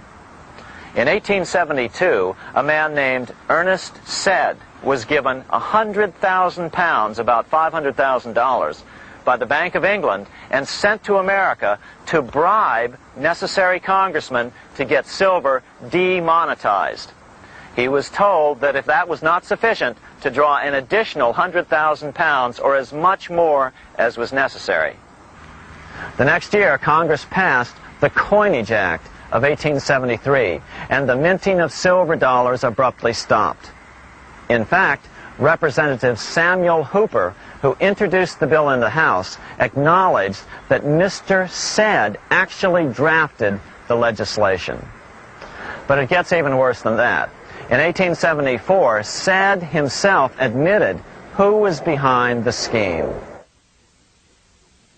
I went to America in the winter of 1872-73, authorized to secure, if I could, the passage of a bill demonetizing silver. It was in the interest of those I represented, the governors of the Bank of England, to have it done. By 1873, gold coins were the only form of coin money. But the contest over control of America's money was not yet over. Only 3 years later, in 1876, with 1/3 of America's workforce unemployed, the population was growing restless. People were clamoring for a return to the greenback money system of President Lincoln, or a return to silver money, anything that would make money more plentiful. That year, Congress created the United States Silver Commission to study the problem. Their report clearly blamed the monetary contraction on the national bankers. The report is interesting because it compares the deliberate money contraction by the national bankers after the Civil War to the fall of the Roman Empire. The disaster of the Dark Ages was caused by decreasing money and falling prices. Without money, civilization could not have had a beginning, and with a diminishing supply, it must languish, and unless relieved, finally perish. At the Christian era, the metallic money of the Roman Empire amounted to $1,800,000,000. By the end of the 15th century, it had shrunk to less than $200 million. History records no other such disastrous transition as that from the Roman Empire to the Dark Ages.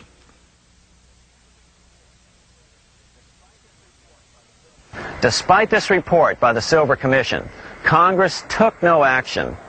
The next year, 1877, riots broke out from Pittsburgh to Chicago. The torches of starving vandals lit up the sky. The bankers huddled to decide what to do. They decided to hang on. Now that they were back in control to a certain extent, they were not about to give it up.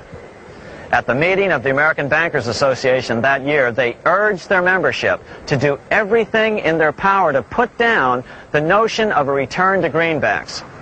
The ABA Secretary, James Buell, authored a letter to the members which blatantly called on the banks to subvert not only Congress, but the press. It is advisable to do all in your power to sustain such prominent daily and weekly newspapers, especially the agricultural and religious press, as will oppose the greenback issue of paper money, and that you will also withhold patronage from all applicants who are not willing to oppose the government issue of money. To repeal the act creating banknotes or to restore to circulation the government issue of money will be to provide the people with money and will therefore seriously affect our individual profits as bankers and lenders. See your congressman at once and engage him to support our interest that we may control legislation.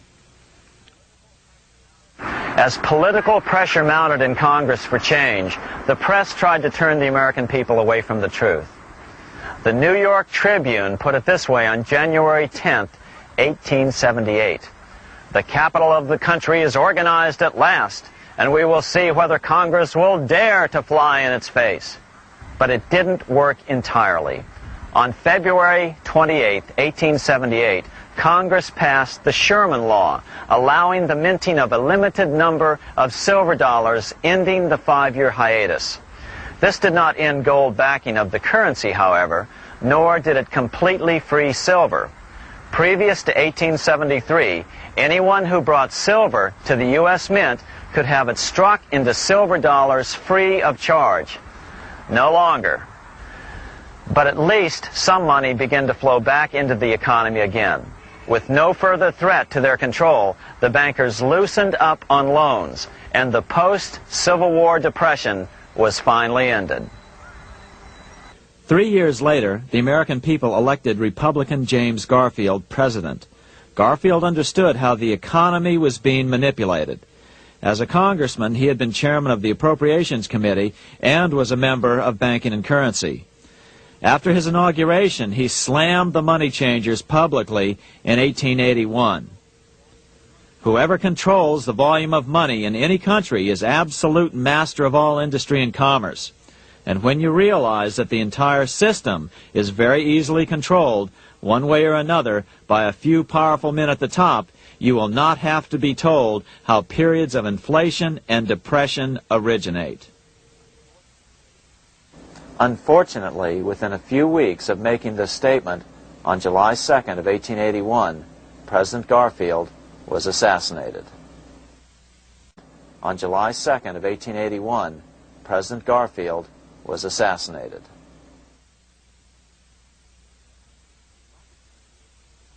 The money changers were gathering strength fast. They began a periodic fleecing of the flock, as they called it, by creating economic booms followed by further depressions so they could buy up thousands of homes and farms for pennies on the dollar. In 1891, the money changers prepared to take the American economy down again, and their methods and motives were laid out with shocking clarity in a memo sent out by the American Bankers Association, the ABA, an organization in which most bankers were members. Notice that this memo called for bankers to create a depression on a certain date 3 years in the future. According to the Congressional Record, here's how it read in part. On September 1st, 1894, we will not renew our loans under any consideration. On September 1st, we will demand our money. We will foreclose and become mortgagees in possession. we can take 2/3 of the farms west of the Mississippi and thousands of them east of the Mississippi as well at our price. Then the farmers will become tenants, as in England. These depressions could be controlled because America was on the gold money standard. Since gold is scarce, it's one of the easiest commodities to manipulate. People wanted silver money legalized again so they could escape the stranglehold the money changers had on gold money. People wanted silver money reinstated, reversing Mr. Said's Act of 1873, by then called the Crime of '73. By 1896, the issue of more silver money had become the central issue in the presidential campaign. William Jennings Bryan, a senator from Nebraska, ran for president as a Democrat on the free silver issue. At the Democratic National Convention in Chicago, he made an emotional speech which won him the nomination entitled Crown of Thorns and Cross of Gold. Though Bryan was only 36 years old at the time, this speech is widely regarded as the most famous oration ever made before a political convention. In the dramatic conclusion, Bryan said, "We will answer their demand for a gold standard by saying to them, you shall not press down upon the brow of labor this crown of thorns. You shall not crucify mankind upon a cross of gold." The bankers lavishly supported the Republican candidate, William McKinley, who favored the gold standard. The resulting contest was amongst the most fiercely contested presidential races in American history.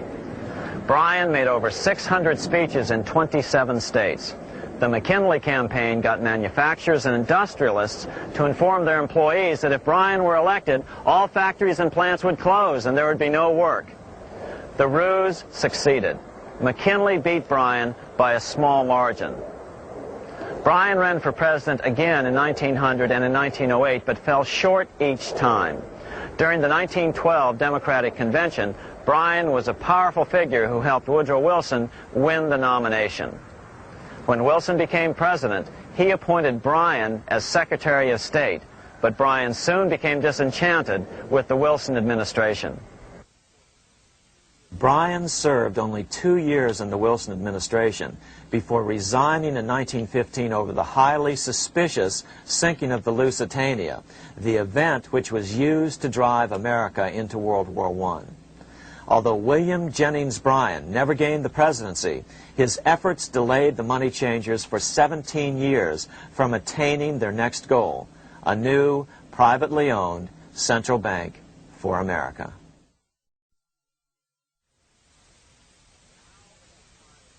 Now it was time for the money changers to get back to the business of a new private central bank for America. During the early 1900s, men like J.P. Morgan led the charge. One final panic would be necessary to focus the nation's attention on the supposed need for a central bank. The rationale was that only a central bank can prevent bank failures. Morgan was clearly the most powerful banker in America and a suspected agent for the Rothschilds. Morgan had helped finance John D. Rockefeller's Standard Oil empire. He had also helped finance the monopolies of Edward Harriman in railroads, of Andrew Carnegie in steel, and of others in numerous industries. But on top of that, J.P. Morgan's father, Junius Morgan, had been America's financial agent to the British. After his father's death, J.P. Morgan took on a British partner, Edward Grenfell, a longtime director of the Bank of England. In fact, upon Morgan's death, his estate contained only a few $1 million. The bulk of the securities most people thought he owned were in fact owned by others. In 1902, President Theodore Roosevelt allegedly went after Morgan and his friends by using the Sherman Antitrust Act to try to break up their industrial monopolies. Actually, Roosevelt did very little to interfere in the growing monopolization of American industry by the bankers and their surrogates. For example, Roosevelt supposedly broke up the Standard Oil monopoly, but it wasn't really broken at all. It was merely divided into 7 corporations, all still controlled by the Rockefellers. The public was aware of this thanks to political cartoonists like Thomas Nast, who referred to the bankers as the money trust. By 1907, the year after Teddy Roosevelt's re-election, Morgan decided it was time to try for a central bank again.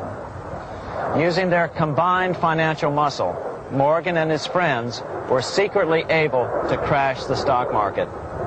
Thousands of small banks were vastly overextended. Some had reserves of less than 1% thanks to the fractional reserve principle. Within days, bank runs were commonplace across the nation.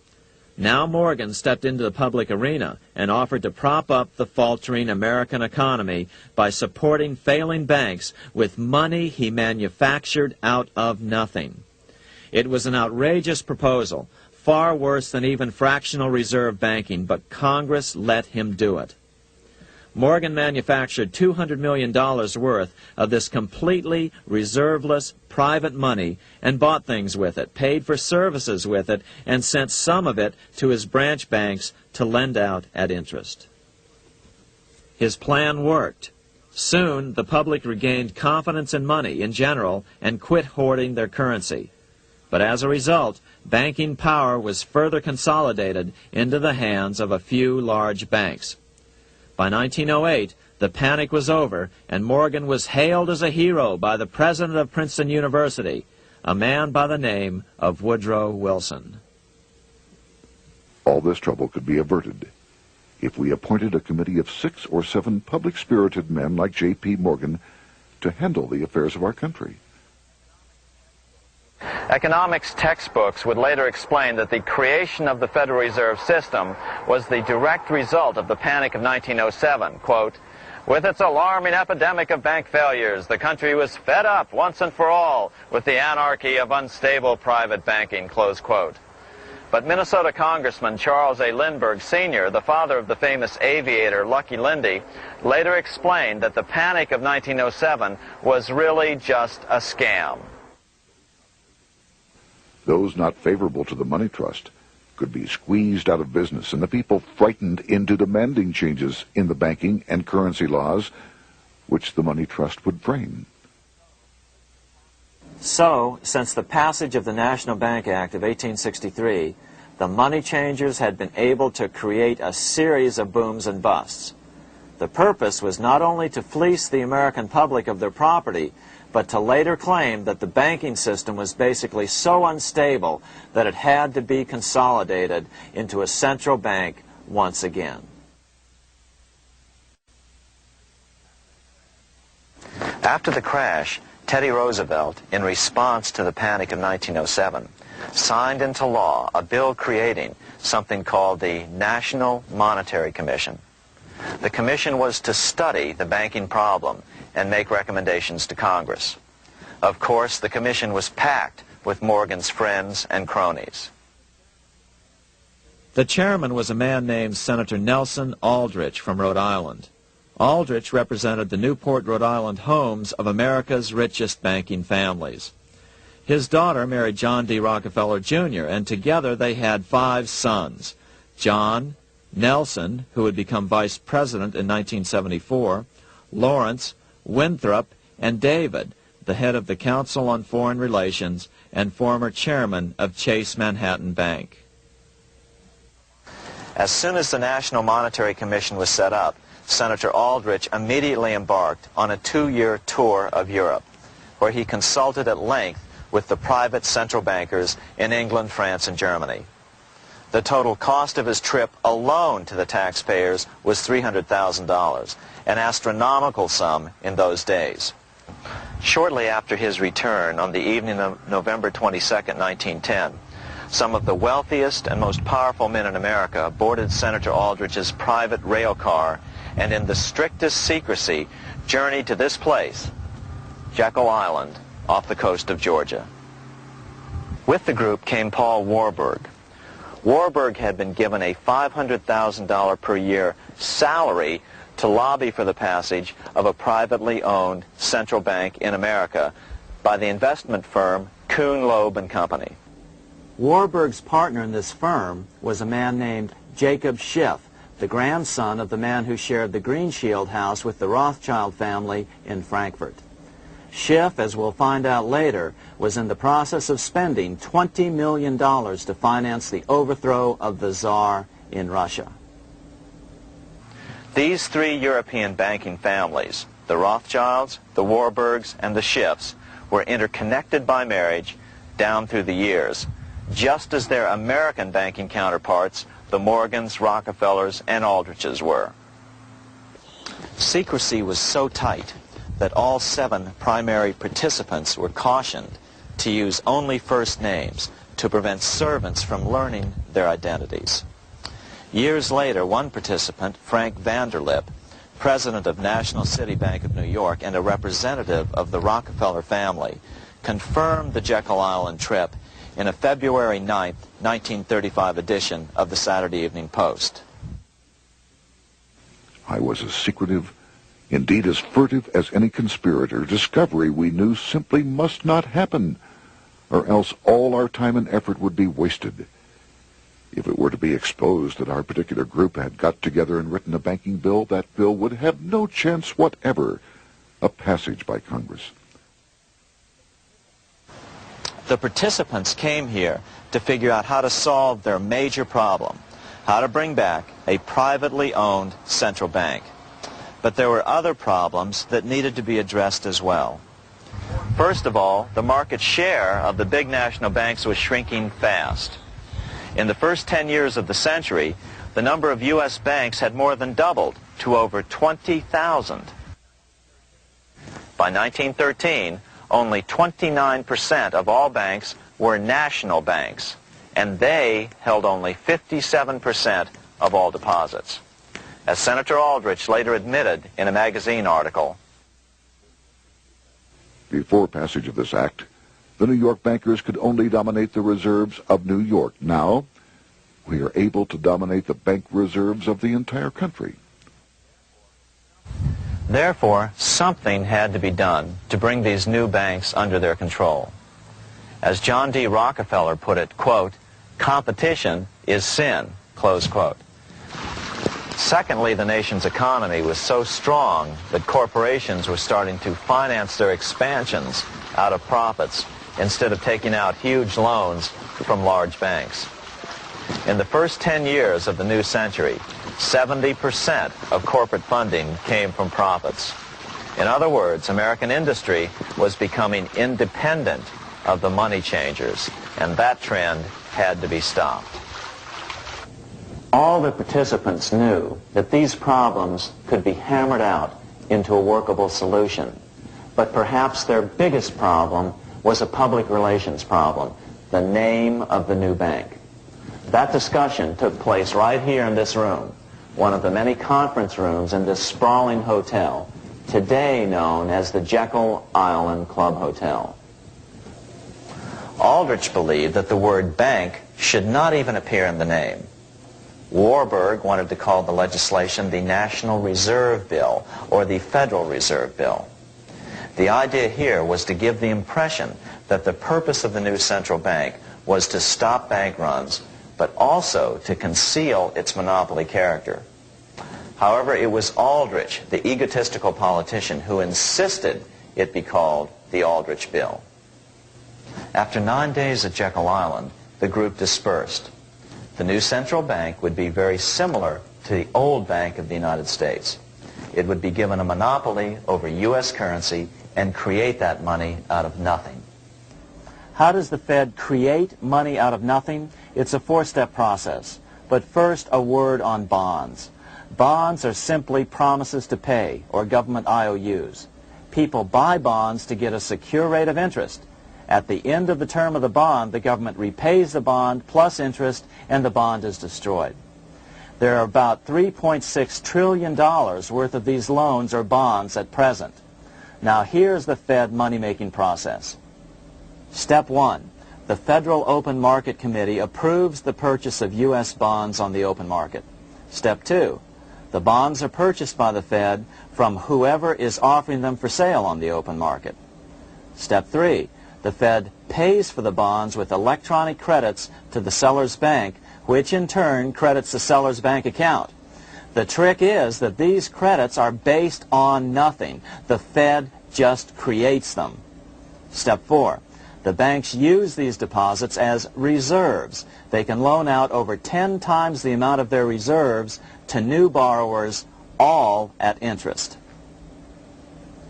In this way, a Fed purchase of, say, $1 million worth of bonds gets turned into over $10 million in bank accounts. The Fed, in effect, creates 10% of this totally new money, and the banks create the other 90%. To reduce the amount of money in the economy, the process is just reversed. The Fed sells bonds to the public, and the money flows out of the purchaser's local bank. Loans must be reduced by 10 times the amount of the sale.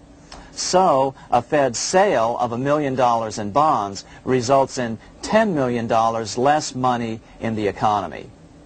So how does this benefit the bankers whose representatives huddled at Jekyll Island? First, it totally misdirected banking reform efforts from proper solutions.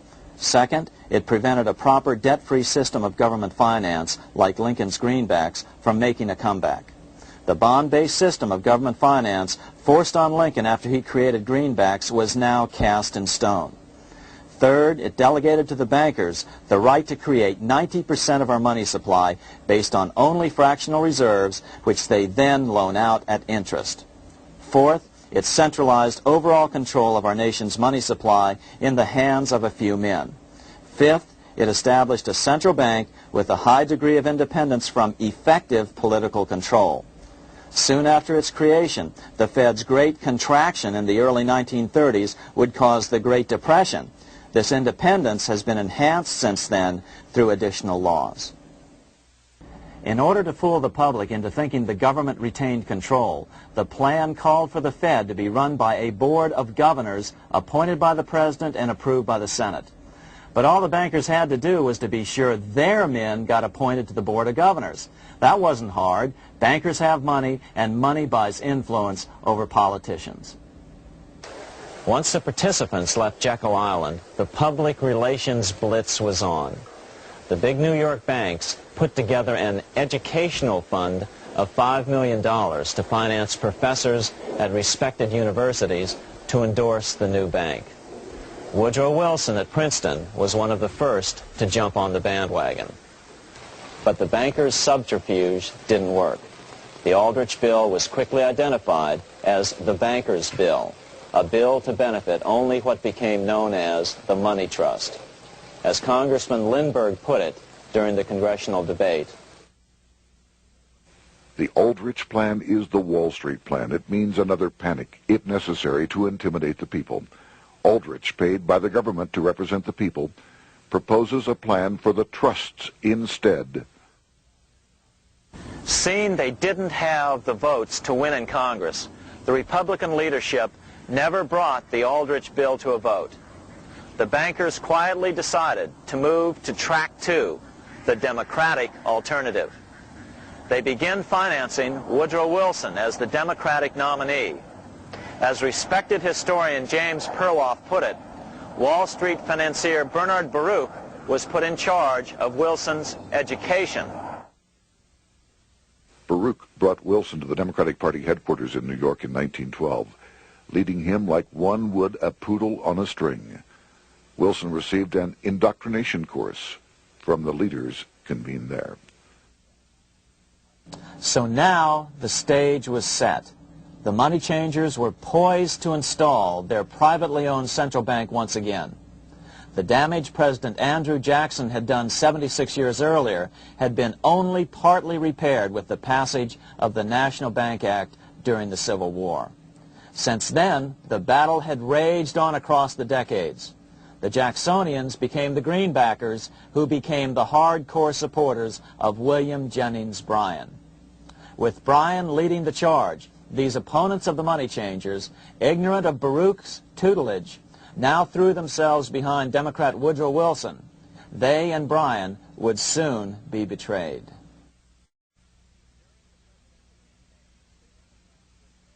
During the presidential campaign, the Democrats were careful to pretend to oppose the Aldrich Bill.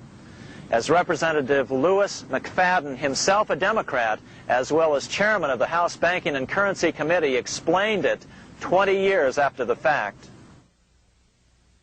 The Aldrich bill was condemned in the platform. When Woodrow Wilson was nominated, the men who ruled the Democratic Party promised the people that if they were returned to power, there would be no central bank established here while they held the reins of government. 13 months later, that promise was broken, and the Wilson administration, under the tutelage of those sinister Wall Street figures who stood behind Colonel House, established here in our free country the worm-eaten, monarchical institution of the King's Bank, to control us from the top downward and to shackle us from the cradle to the grave. Once Wilson was elected, Morgan, Warburg, Baruch, and company advanced a new plan, which Warburg named the Federal Reserve System. The Democratic leadership hailed the new bill, called the Glass-Owen Bill, as something radically different from the Aldrich Bill. But in fact, the bill was virtually identical in every important detail. In fact, so vehement were the Democratic denials of similarity that Paul Warburg, the father of both bills, had to step in to reassure his paid friends in Congress that the two bills were virtually identical. Brushing aside the external differences affecting the shells, we find the kernels of the two systems very closely resembling and related to one another. But that admission was for private consumption only. Publicly, the money trust trotted out Senator Aldrich and Frank Vanderlip, the president of Rockefeller's National City Bank of New York and one of the Jekyll Island Seven, to oppose the new Federal Reserve System. Years later, however, Vanderlip admitted in the Saturday Evening Post that the two measures were virtually identical. Although the Aldrich Federal Reserve Plan was defeated when it bore the name Aldrich, nevertheless, its essential points were all contained in the plan that finally was adopted. As Congress neared a vote, they called Ohio attorney Alfred Crozier to testify.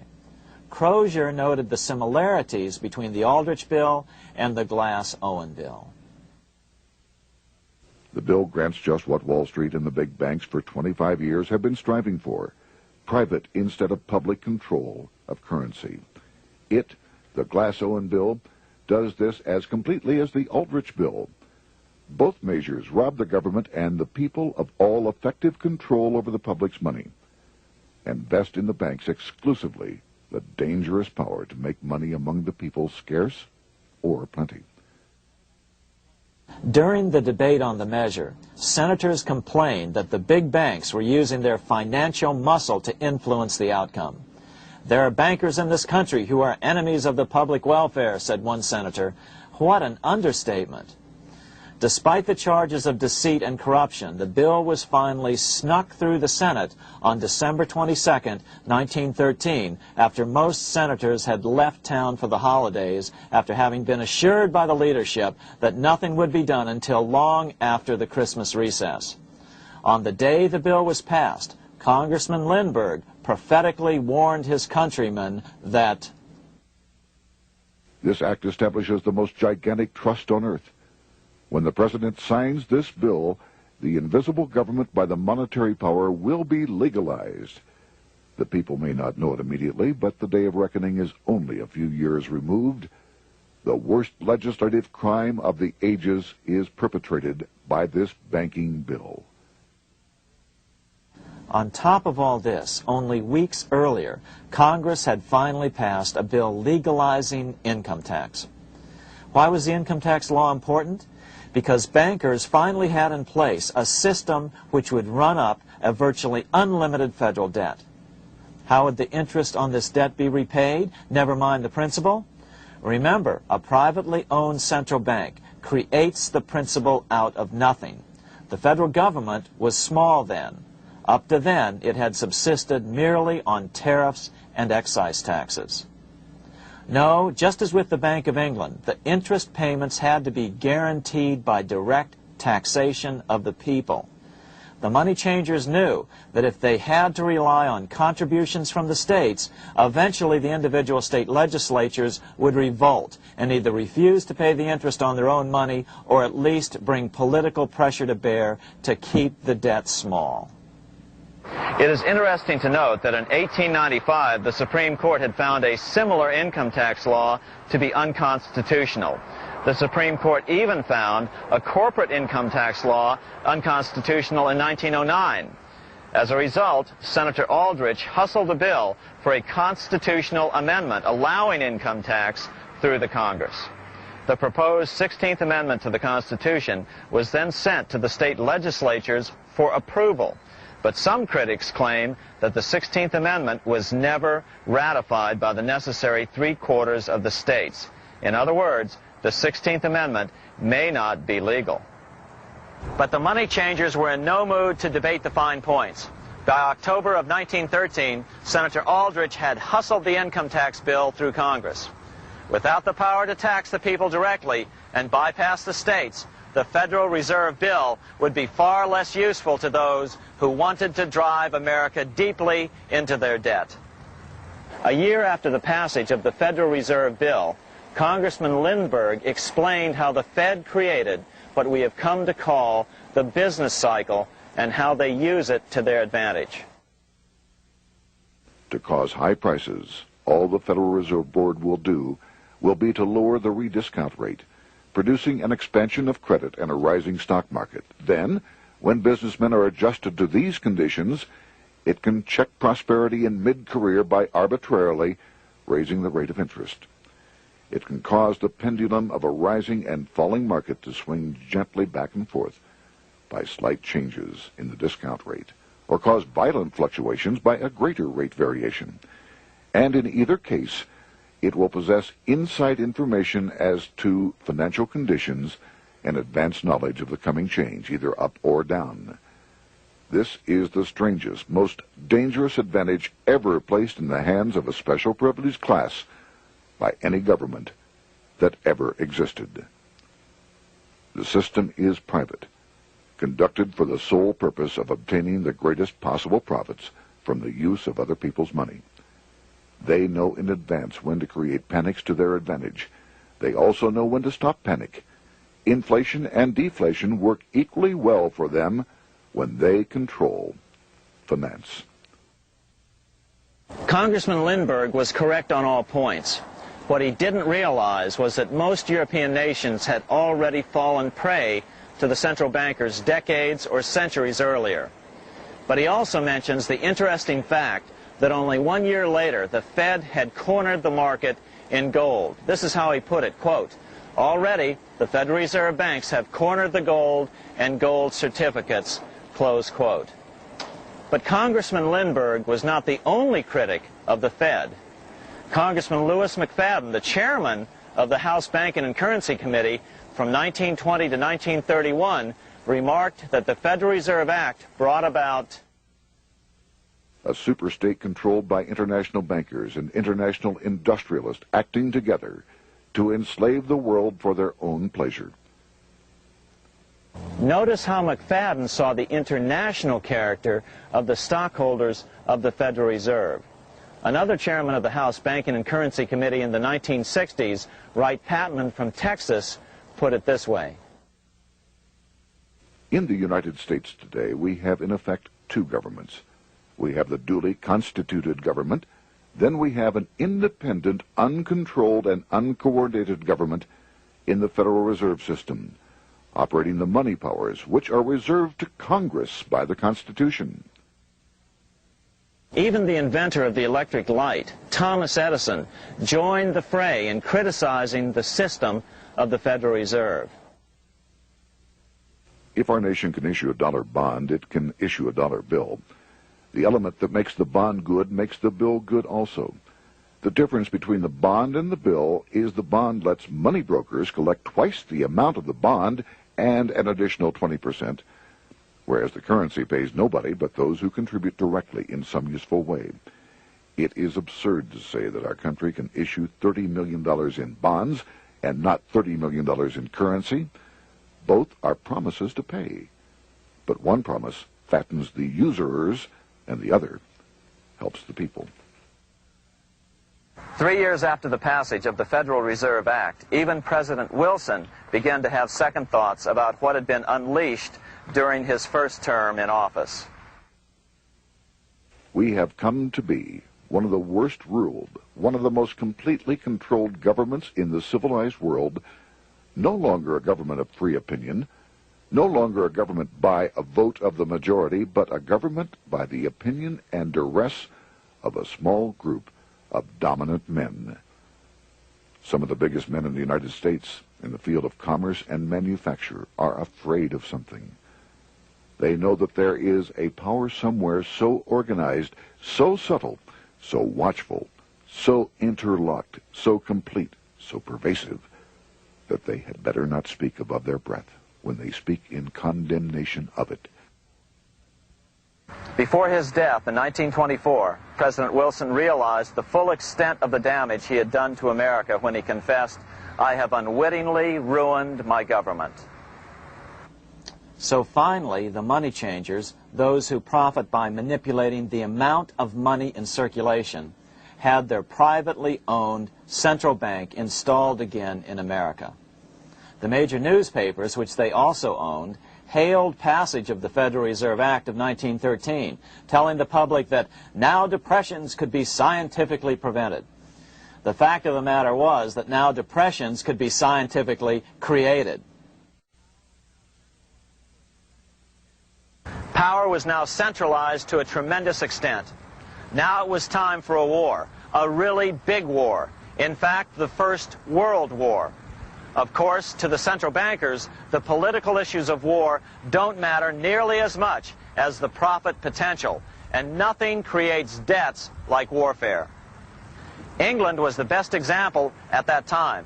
During the 119-year period between the founding of the Bank of England and Napoleon's defeat at Waterloo, England had been at war for 56 years, and much of the remaining time she'd been preparing for war. In World War I, the German Rothschilds loaned money to the Germans, the British Rothschilds loaned money to the British, and the French Rothschilds loaned money to the French. In America, J.P. Morgan was the sales agent for war materials to both the British and the French. In fact, 6 months into the war, Morgan became the largest consumer on earth, spending $10 million a day. His offices here at 23 Wall Street were mobbed by brokers and salesmen trying to cut a deal. In fact, it got so bad that the bank had to post guards at every door and at the partners' homes as well. Many other New York bankers made out as well from the war. President Wilson appointed Bernard Baruch to head the War Industries Board. According to historian James Perloff, both Baruch and the Rockefellers profited by some $200 million during the war. But profits were not the only motive. There was also revenge. The money changers never forgave the czars for their support of Lincoln during the Civil War. Also, Russia was the last major European nation to refuse to give in to the privately owned central bank scheme. 3 years after World War I broke out, the Russian Revolution toppled the Tsar and installed the scourge of communism. Jacob Schiff of Kuhn Loeb and Company bragged from his deathbed that he had spent $20 million towards the defeat of the Tsar. Money was funneled from England to support the revolution as well. Why would some of the richest men in the world financially back communism, the system that was openly vowing to destroy the so-called capitalism that made them wealthy? Researcher Gary Allen explained it this way. If one understands that socialism is not a share the wealth program, but is, in reality, a method to consolidate and control the wealth, then the seeming paradox of super-rich men promoting socialism becomes no paradox at all. Instead, it becomes logical, even the perfect tool of power-seeking megalomaniacs. Communism, or more accurately socialism, is not a movement of the downtrodden masses, but of the economic elite. As W. Cleon Skousen put it in his 1970 book, The Naked Capitalist, Power from any source tends to create an appetite for additional power. It was almost inevitable that the super-rich would one day aspire to control not only their own wealth, but the wealth of the whole world. To achieve this, they were perfectly willing to feed the ambitions of the power-hungry political conspirators who were committed to the overthrow of all existing governments and the establishments of a central worldwide dictatorship. But what if these revolutionaries get out of control and try to seize power from the super-rich? After all, it was Mao Zedong who in 1938 stated his position concerning power. Political power grows out of the barrel of a gun. The Wall Street London axis elected to take the risk. The master planners attempted to control revolutionary communist groups by feeding them vast quantities of money when they obeyed, and contracting their money supply, or even financing their opposition if they got out of control. Lenin began to understand that although he was the absolute dictator of the new Soviet Union, he was not pulling the financial strings. Someone else was silently in control. The state does not function as we desired. The car does not obey. A man is at the wheel and seems to lead it, but the car does not drive in the desired direction. It moves as another force wishes.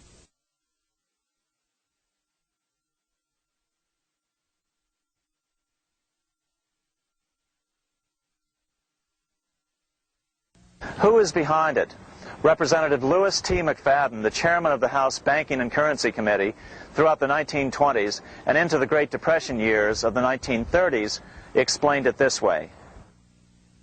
The course of Russian history has indeed been greatly affected by the operations of international bankers.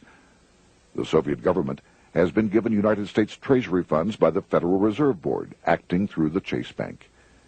England has drawn money from us through the Federal Reserve banks and has relent it at high rates of interest to the Soviet government. The Dnipro Dam was built with funds unlawfully taken from the United States Treasury by the corrupt and dishonest Federal Reserve Board and the Federal Reserve banks. In other words, the Fed and the Bank of England, at the behest of the international bankers who controlled them, were creating a monster, one which would fuel 7 decades of unprecedented communist revolution, warfare, and most importantly, debt. In case you think there's some chance that the money changers got communism going and then lost control, in 1992 the Washington Times reported that Russian President Boris Yeltsin was upset that most of the incoming foreign aid was being siphoned off, quote, straight back into the coffers of Western banks in debt service, close quote.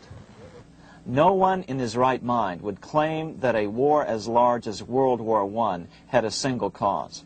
Wars are complex things with many causative factors. But on the other hand, it would also be equally foolish to ignore as a prime cause of World War I those who would profit the most from the war.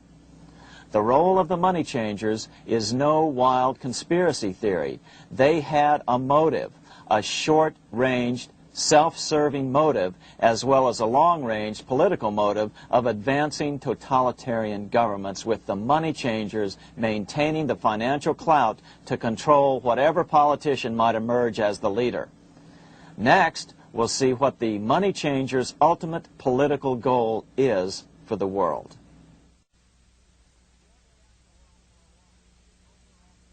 Shortly after World War I, the overall political agenda of the money changers began to be clear. Now that they controlled national economies individually, the next step was the ultimate form of consolidation, world government. The new world government proposal was given top priority at the Paris Peace Conference after World War I. It was called the League of Nations. But much to the surprise of Paul Warburg and Bernard Baruch, who attended the peace conference with President Wilson, the world was not yet ready to dissolve national boundaries. Nationalism still beats strong in the human breast. For example, Lord Curzon, the British Foreign Secretary, called the League of Nations a good joke, even though it was the stated policy of the British government to support it. To the humiliation of President Wilson, the U.S. Congress wouldn't ratify the League either. Despite the fact that it had been ratified by many other nations, without money flowing from the U.S. Treasury, the League died. After World War I, the American public had grown tired of the internationalist policies of Democrat Woodrow Wilson. In the presidential election of 1920, Republican Warren Harding won a landslide victory with over 60% of the vote. Harding was an ardent foe of both Bolshevism and the League of Nations. His election, which opened a 12-year run of Republican presidents in the White House, led to an unprecedented era of prosperity known as the Roaring Twenties. Despite the fact that the war had brought America a debt 10 times larger than its Civil War debt, still the American economy surged. Gold had poured into the country during the war, and it continued to do so afterwards. In the early 1920s, the governor of this bank, the Federal Reserve Bank of New York, a man named Benjamin Strong, met frequently with the secretive and eccentric governor of the Bank of England, Montague Norman. Norman was determined to replace the gold England had lost to the U.S. during World War I and return the Bank of England to its former position of dominance in world finance. On top of that, rich with gold, the American economy might get out of control again, just like it had done after the Civil War. During the next 8 years, under the presidencies of Harding and Coolidge, the huge federal debt built up during World War I was cut by 38%, down to $16 billion, the greatest percentage drop in U.S. history. During the election of 1920, Warren Harding and Calvin Coolidge ran against James Cox, the governor of Ohio, and the little-known Franklin D. Roosevelt, who had previously risen to no higher post than President Wilson's Assistant Secretary of the Navy. After his inauguration, Harding moved quickly to formally kill the League of Nations. Then he quickly moved to reduce domestic taxes while raising tariffs to record heights. Now, this was a revenue policy of which most of the Founding Fathers would certainly have approved. His second year in office, Harding took ill on a train trip in the West and suddenly died. Although no autopsy was performed, the cause was said to be either pneumonia or food poisoning.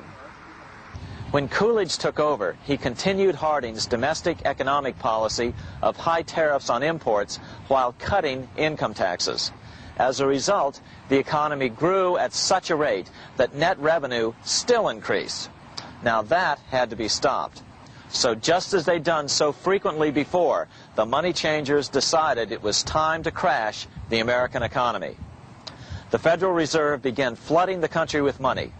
They increased the money supply by 62% during these years. Money was plentiful. This is why it was known as the Roaring Twenties.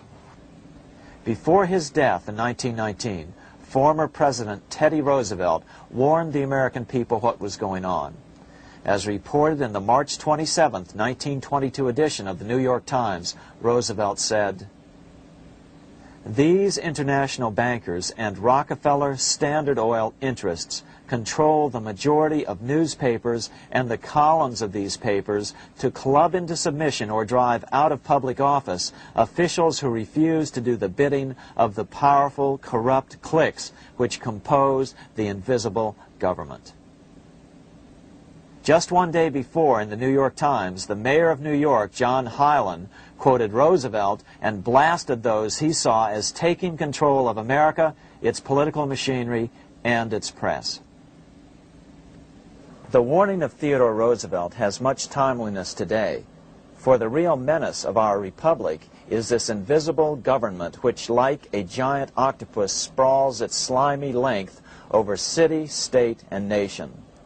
It seizes in its long and powerful tentacles our executive officers, our legislative bodies, our schools, our courts, our newspapers, and every agency created for the public protection. To depart from mere generalizations, let me say that at the head of this octopus are the Rockefeller Standard Oil interest and a small group of powerful banking houses generally referred to as the international bankers. The little coterie of powerful international bankers virtually run the United States government for their own selfish purposes. They practically control both parties, write political platforms, make cat's paws of party leaders, use the leading men of private organizations, and resort to every device to place a nomination for high public office only such candidates as will be amenable to the dictates of corrupt big business. These international bankers and Rockefeller Standard Oil interests control the majority of newspapers and magazines in this country. Why didn't people listen to such strong warnings and demand that Congress reverse its 1913 passage of the Federal Reserve Act? Because remember, it was the 1920s. A steady increase in bank loans contributed to a rising market. In other words, just as it is today, in times of prosperity, no one wants to worry about economic issues. But there was a dark side to all this prosperity. Businesses expanded and became strung out on credit. Speculation in the booming stock market became rampant. Although everything looked rosy, it was a castle made of sand. When all was in readiness, in April of 1929, Paul Warburg, the father of the Federal Reserve, sent out a secret advisory warning his friends that a collapse and nationwide depression was certain. In August of 1929, the Fed began to tighten money. It is not a coincidence that the biographies of all the Wall Street giants of that era, John D. Rockefeller, J.P. Morgan, Bernard Baruch, etc., all marvel that they got out of the stock market just before the crash and put all their assets in cash or gold. On October 24th, 1929, the big New York bankers called in their 24-hour broker call loans. This meant that both stockbrokers and customers had to dump their stocks on the market to cover their loans, no matter what price they had to sell them for. As a result, the market tumbled, and that day was known as Black Thursday.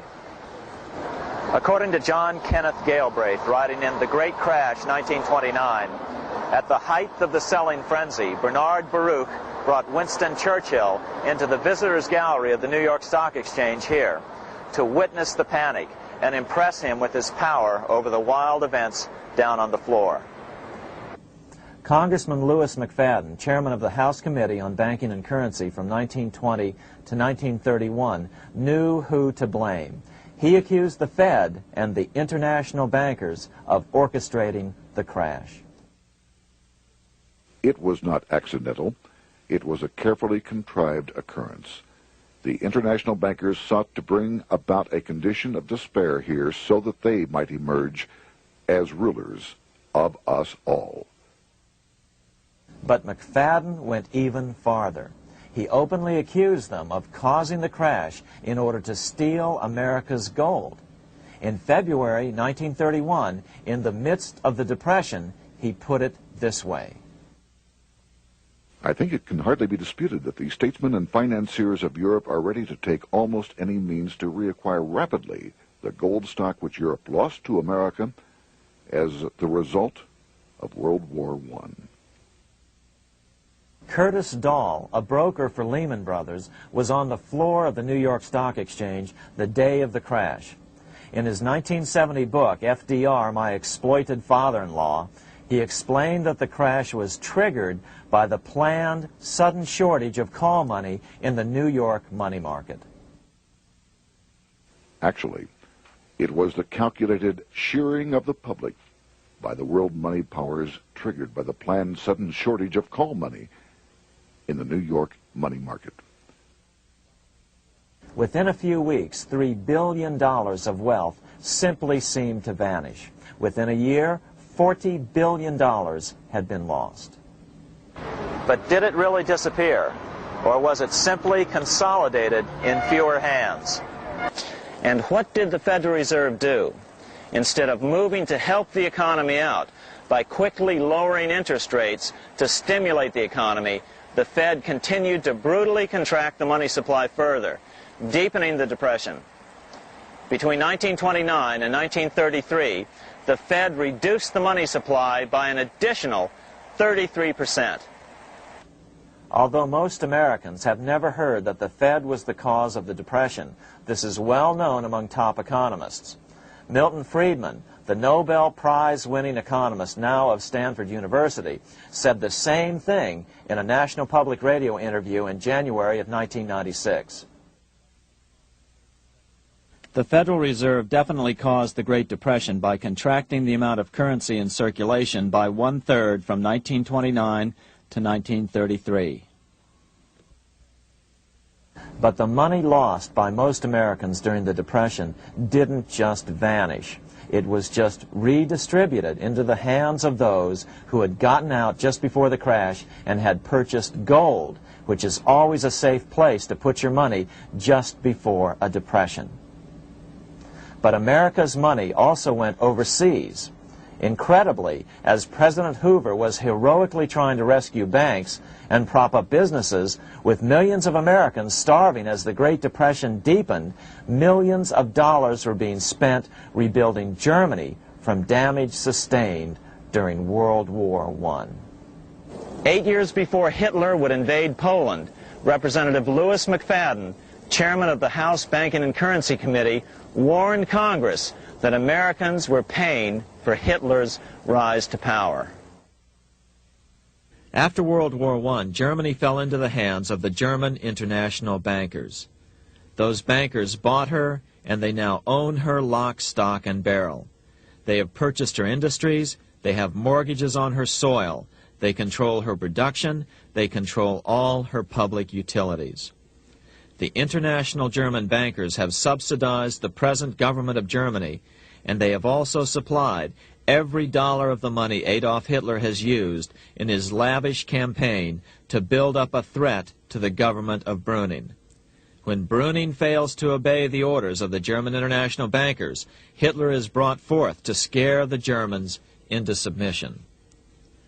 Through the Federal Reserve Board, over $30 billion of American money has been pumped into Germany. You have all heard of the spending that's taken place in Germany.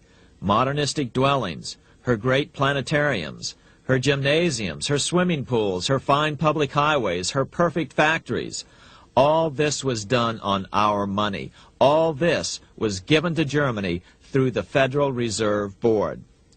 The Federal Reserve Board has pumped so many billions of dollars into Germany that they dare not name the total. Franklin D. Roosevelt was swept into office during the 1932 presidential election. Once Roosevelt was in office, however, sweeping emergency banking measures were immediately announced, which did nothing but increase the Fed's power over the money supply. Then, and only then, did the Fed finally begin to loosen the purse strings and feed new money out to the starving American people. Finally begin to loosen the purse strings and feed new money out to the starving American people. At first, Roosevelt railed against the money changers as being the cause of the Depression. Believe it or not, this is what he said on March 4th, 1933, in his inaugural address. Practices of the unscrupulous money changers stand indicted in the court of public opinion, rejected by the hearts and minds of men. The money changers have fled from their high seats in the temple of our civilization. But 2 days later, Roosevelt declared a bank holiday and closed all banks.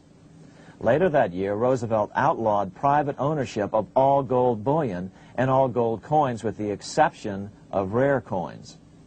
Most of the gold in the hands of the average American was in the form of gold coins. The new decree was, in effect, a confiscation. Those who didn't comply risk as much as 10 years in prison and a $10,000 fine, the equivalent of $100,000 today. Out in small-town America, some people didn't trust Roosevelt's order. Many were torn between keeping their hard-earned wealth or obeying the government. Those who did turn in their gold were paid the official price for it, $20.66 per ounce. So unpopular was the confiscation order that no one anywhere in government would take credit for authoring it. No congressman claimed it. At the signing ceremony, President Roosevelt made it clear to all present that he was not the author of it and publicly stated that he had not ever read it. Even as Secretary of the Treasury said he'd never read it either, saying it was, quote, what the experts wanted.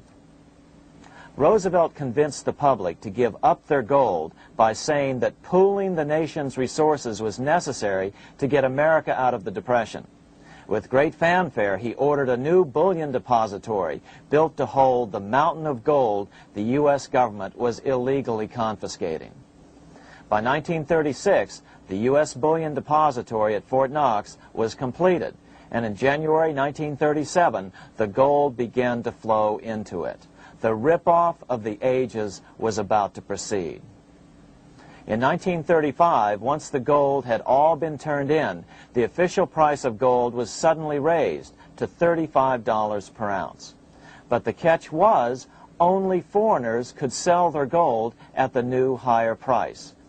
The money changers who had heeded Warburg's note and gotten out of the stock market just before the crash and bought gold at $20.66 per ounce, then shipped it to London, could now bring it back and sell it back to the government, nearly doubling their money while the average American starved. The Fort Knox Bullion Depository sits here in the middle of the Fort Knox Military Reservation, 30 miles southwest of Louisville, Kentucky. This was as close as we were permitted to get to the depository despite years of letters from members of Congress to allow our film crew inside. The 4-acre grounds immediately surrounding the building are guarded by an electrified steel fence, an open moat, and 4 machine-gun-armed guard pillboxes at the structure's corners. When the gold began arriving on January 13, 1937, there was unprecedented security. Thousands of official guests watched the arrival of a 9-car train from Philadelphia, guarded by armed soldiers, postal inspectors, Secret Servicemen, and guards from the U.S. Mint. It was all great theater. America's gold supply from across the land had been pooled, supposedly for the public benefit, and then safely tucked into Fort Knox. But all that security would soon be breached by the government itself. Now the stage was set for a really big war, one which would pile up debt far beyond that of World War I. For example, in 1944 alone, the U.S. national income was only $183 billion, yet $103 billion was spent on the war. This was 30 times the spending rate during World War I. In fact, the American taxpayer picked up 55% of the total Allied cost of the war. But equally important, virtually every nation involved in World War II greatly multiplied their debt. In the U.S., for example, federal debt went from $43 billion in 1940 up to $257 billion in 1950, an increase of 598%. Between 1940 and 1950, Japanese debt swelled 1,348%. French debt grew 583%, and Canadian debt soared 417%. After the war, the world was now divided into 2 economic camps: communist command economies on the one hand versus monopoly capitalists on the other, set to fight it out in one perpetual and highly profitable arms race. It was finally time for the central bankers to embark in earnest on their 3-step plan to centralize the economic systems of the entire world and finally bring about their global government or New World Order. The phases of this plan were: Step 1, central bank domination of national economies worldwide. Step 2, centralized regional economies through organizations such as the European Monetary Union and regional trade unions such as NAFTA. Step 3, centralize the world economy through a world central bank, a world money, and ending national independence through abolition of all tariffs by treaties like GATT. Step 1 was completed long ago. Steps 2 and 3 are far advanced, nearing completion. What about gold? Among central banks, the largest holder of gold is now the IMF. It and central banks now control 2/3 of the world's gold supply, giving them the ability to manipulate the gold market. Remember the money changer's golden rule: he who has the gold makes the rules. But before we get into solutions to our problem, let's take a look at what happened to all that gold in Fort Knox. Because if we don't understand that the gold has been stolen, will allow ourselves to be stampeded into the wrong solution, a gold-backed currency. Most Americans still believe that the gold is still here at Fort Knox. At the end of World War II, Fort Knox contained over 700 million ounces of gold, an incredible 70% of all the gold in the world. How much remains? No one knows. Despite the fact that federal law requires an annual physical audit of Fort Knox gold, the Treasury has consistently refused to conduct one. The truth is that a reliable audit of whatever remains here has not been conducted since President Eisenhower ordered one in 1953. Where did America's gold in Fort Knox go? Over the years, it was sold off to European money changers at the $35 per ounce price. Remember, this was during a time when it was illegal for Americans to buy any of their own gold from Fort Knox. In fact, there was a very infamous case where the Firestone family set up a string of dummy corporations to purchase Fort Knox gold and keep it in Switzerland, never hitting U.S. shores. They were eventually caught, however, and successfully prosecuted. Finally, by 1971, all the pure gold had been secretly removed from Fort Knox, drained back to London.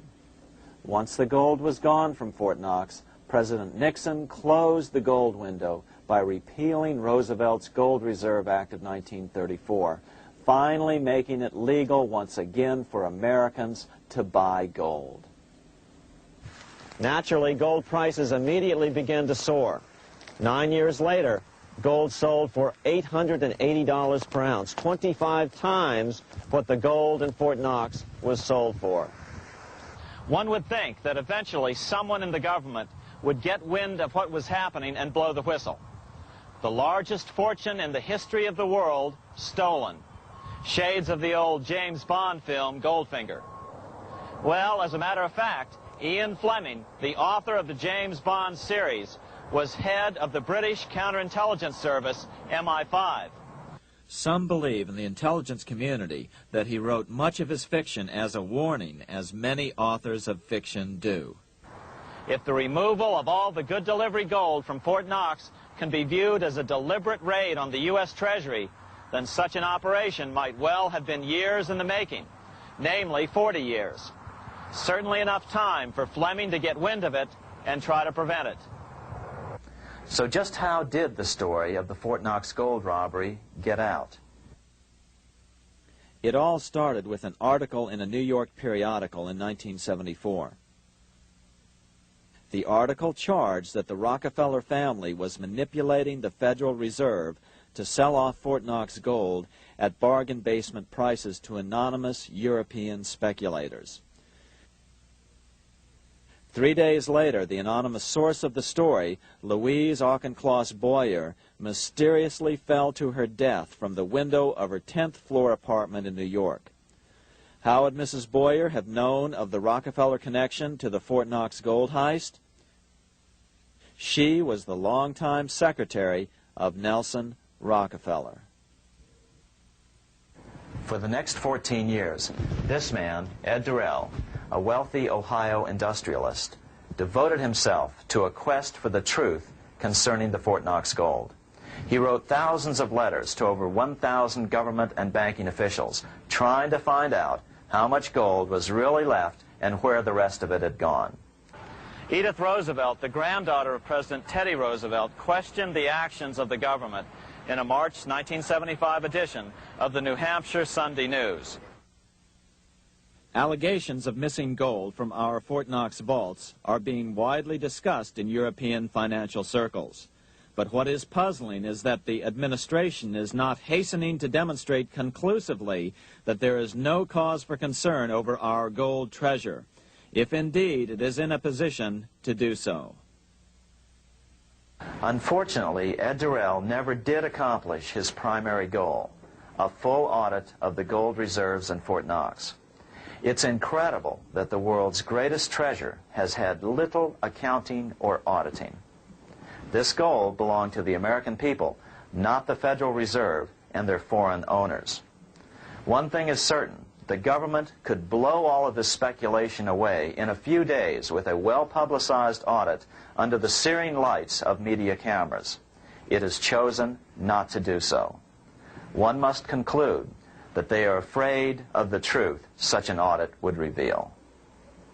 What is the government so afraid of? Here's the answer.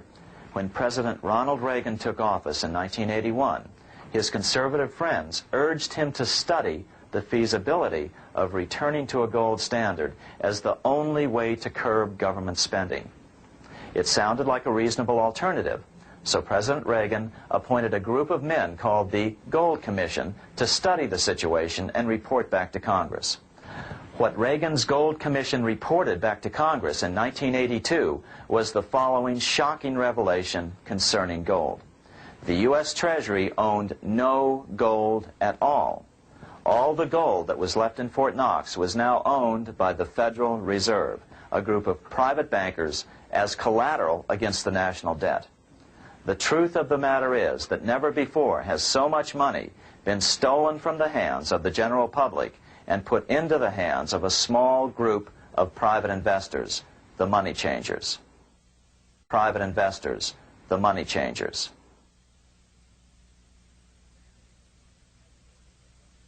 I'm standing in front of the headquarters of the International Monetary Fund located in Washington, D.C. Across the street, right over there, is the headquarters of the World Bank. What are these organizations and who controls them, and most importantly, are they about to create a huge worldwide depression? Let us step back in time for a moment to the aftermath of World War I.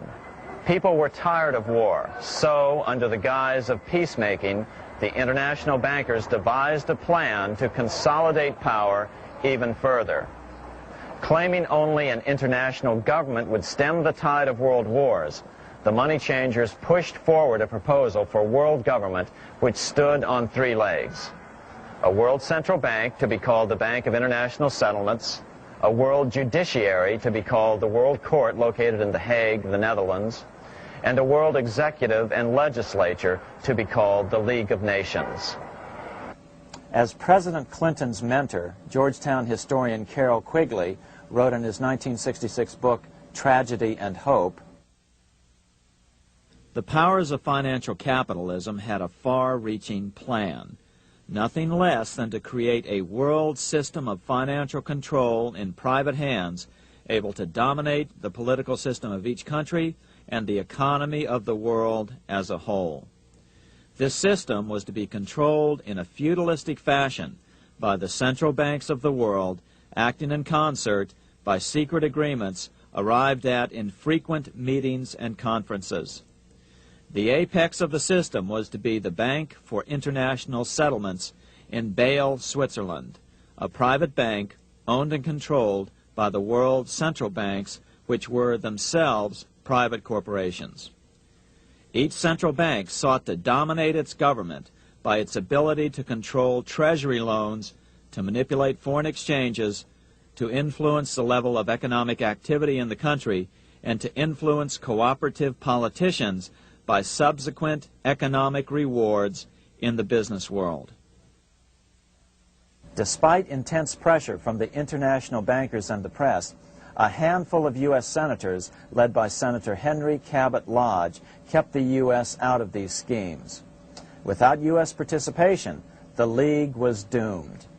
Incredibly, even though the U.S. rejected the World Central Bank, the BIS, the New York Federal Reserve ignored its government and arrogantly sent representatives to Switzerland to participate in the central bankers' meeting right up until 1994, when the U.S. was finally officially dragged into it.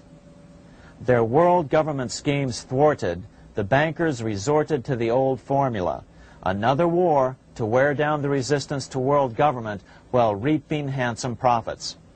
To this end, Wall Street helped resurrect Germany through the Thyssen banks, which were affiliated with the Harriman interest in New York, just as the Chase Bank had assisted in the financing of the Bolshevik Revolution in Russia during World War I.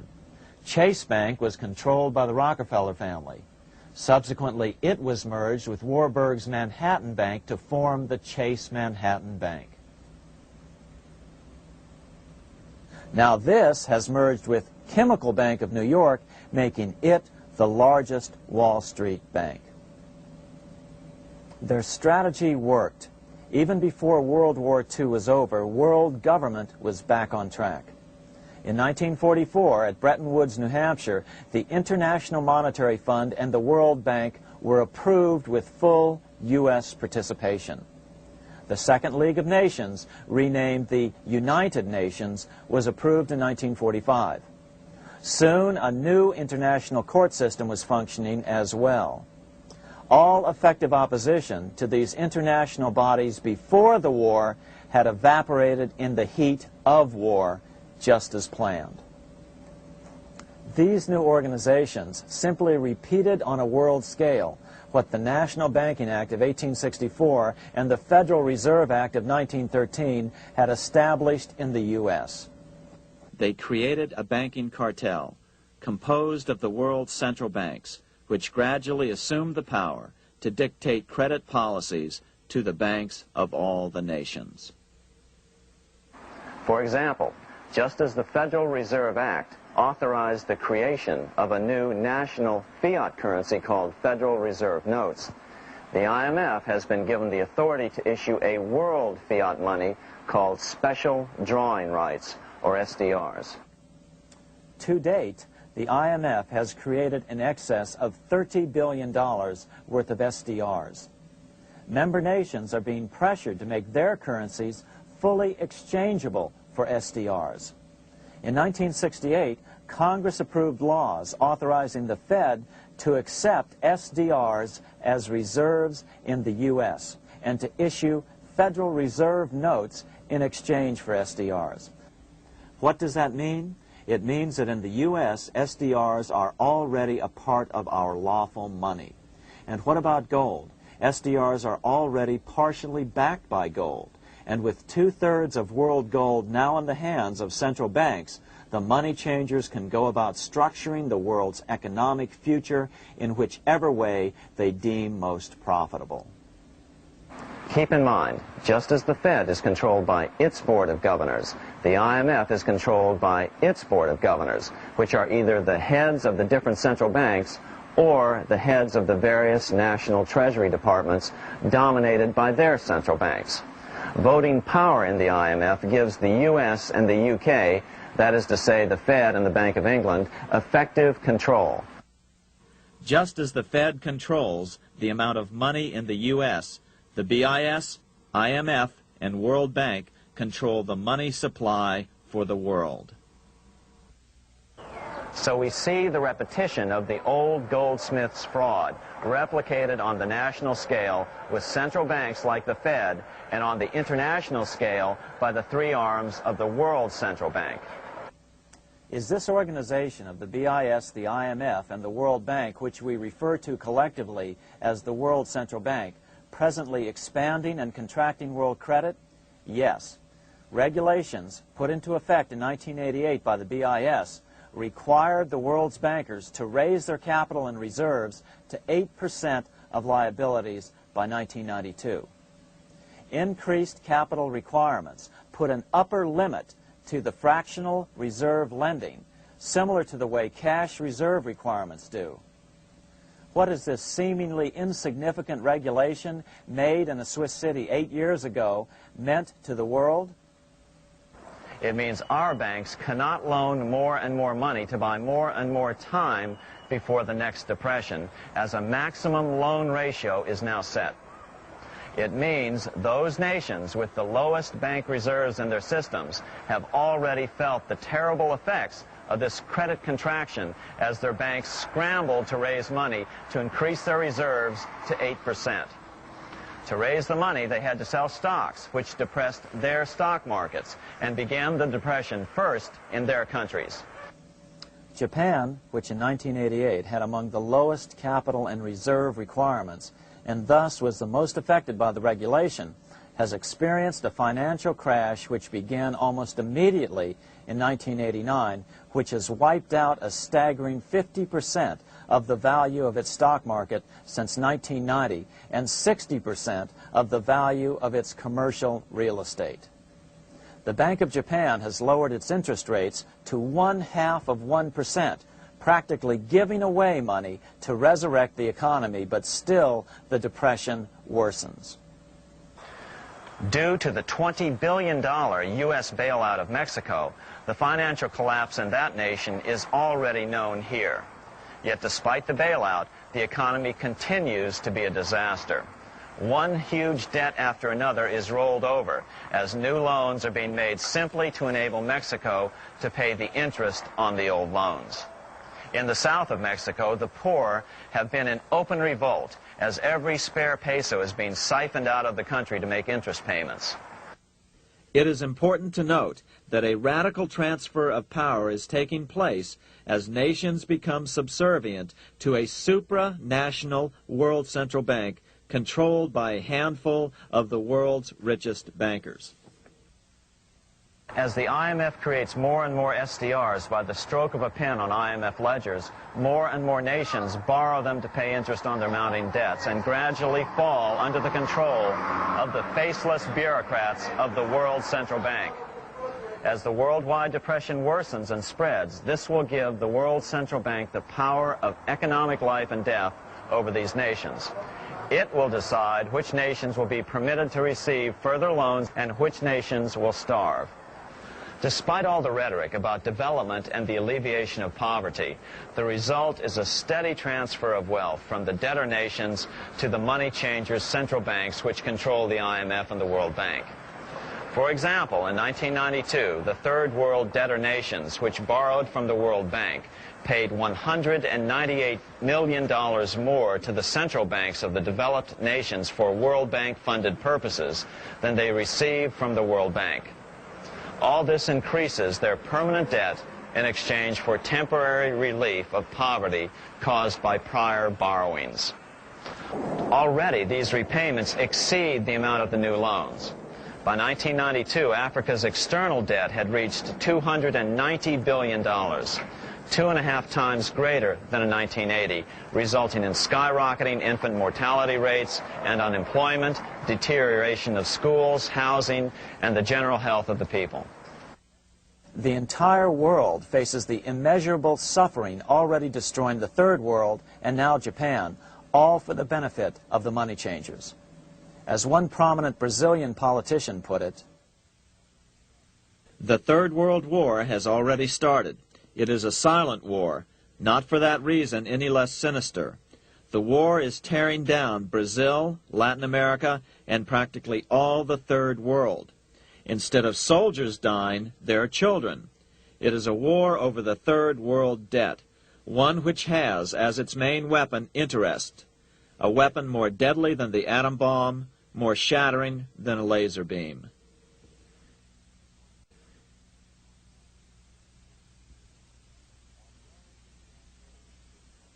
Although it would be absurd to ignore the pivotal role played by influential families such as the Rothschilds, the Warburgs, the Schiffs, the Morgans, and the Rockefellers in any review of the history of central banking and fractional banking, keep in mind, by now, central banks and the large commercial banks are up to 3 centuries old and deeply entrenched in the economic life of many nations. These banks are no longer dependent on clever individuals such as a Nathan Rothschild. Years ago, the question of ownership was important, but no longer. For example, both the Bank of England and the Bank of France were nationalized after World War II, and nothing changed, nothing at all. They endure and continue to grow, now protected by numerous laws, paid politicians, and mortgaged media, untouched by the changing of generations. 3 centuries have given them an aura of respectability. The old school tie is now worn by the 6th generation son, who's been raised in a system that he may never question as he is named to serve on the governing boards of countless philanthropic organizations. To focus attention today on individuals or families, or to attempt to sort out the current holders of power, serves little useful purpose and would be a distraction from the cure. The problem is far bigger than that. It is the corrupt banking system that was and is being used to consolidate vast wealth into fewer and fewer hands that is our current economic problem. Change the names of the main players now, and the problem will neither go away nor even miss a beat. Likewise, among the hordes of bureaucrats working in the World Bank, central banks, and international banks, only a tiny fraction have any idea of what's really going on. No doubt they'd be horrified to learn that their work is contributing to the terrible impoverishment and gradual enslavement of mankind to a few incredibly rich plutocrats. So really, there's no use in emphasizing the role of individuals anymore. And the problem even transcends the normal spectrum of political right and left. Both communism and socialism, as well as monopoly capitalism, have been used by the money changers. Today, they profit from either side of the new political spectrum. The big government welfare state on the so-called left wing versus the neoconservative laissez-faire capitalists who want big government totally out of their lives on the right wing. Either way, the bankers win. Monetary reform is the most important political issue facing this nation. That clarified, let's proceed to the conclusions in the spirit Lincoln declared, with malice towards none, with charity towards all. At the start of this video, we ask a number of troubling questions. Let's be sure we've answered them. What's going on in America today? Why are we over our heads in debt? Why can't the politicians bring debt under control? Why are we over our heads in debt? Because we're laboring under a debt money system that is designed and controlled by private bankers. Now, some will argue that the Federal Reserve System is a quasi-governmental agency. But the President appoints only 2 of the 7 members of the Federal Reserve Board of Governors every 4 years. And he appoints them to 14-year terms, far longer than his own. The Senate does confirm those appointments, but the whole truth is that the President wouldn't dare appoint anyone to that board of whom Wall Street does not approve. Of course, this does not preclude the possibility that some honorable men may be appointed to the Board of Governors. But the fact is that the Fed is specifically designed to operate independently of our government, as are nearly all other central banks. Some argue that the Fed promotes monetary stability. We saw the current head of the Bank of England, Eddie George, claim that this was the most important role of a central bank. In fact, the Fed's record of stabilizing the economy shows it to be a miserable failure in this regard. Within the first 25 years of its existence, the Fed caused 3 major economic downturns, including the Great Depression, and for the last 30 years has shepherded the American economy into a period of unprecedented inflation. Again, this is not some wild conspiracy theory. It's a well-known fact among top economists. As Nobel Prize-winning economist Milton Friedman put it, the stock of money, prices, and output was decidedly more unstable after the establishment of the Federal Reserve System than before. The most dramatic period of instability in output was, of course, the period between the 2 wars, which includes the severe monetary contractions of 1920-21, 1929-33, and 1937-38. No other 20-year period in American history contains as many as 3 such severe contractions.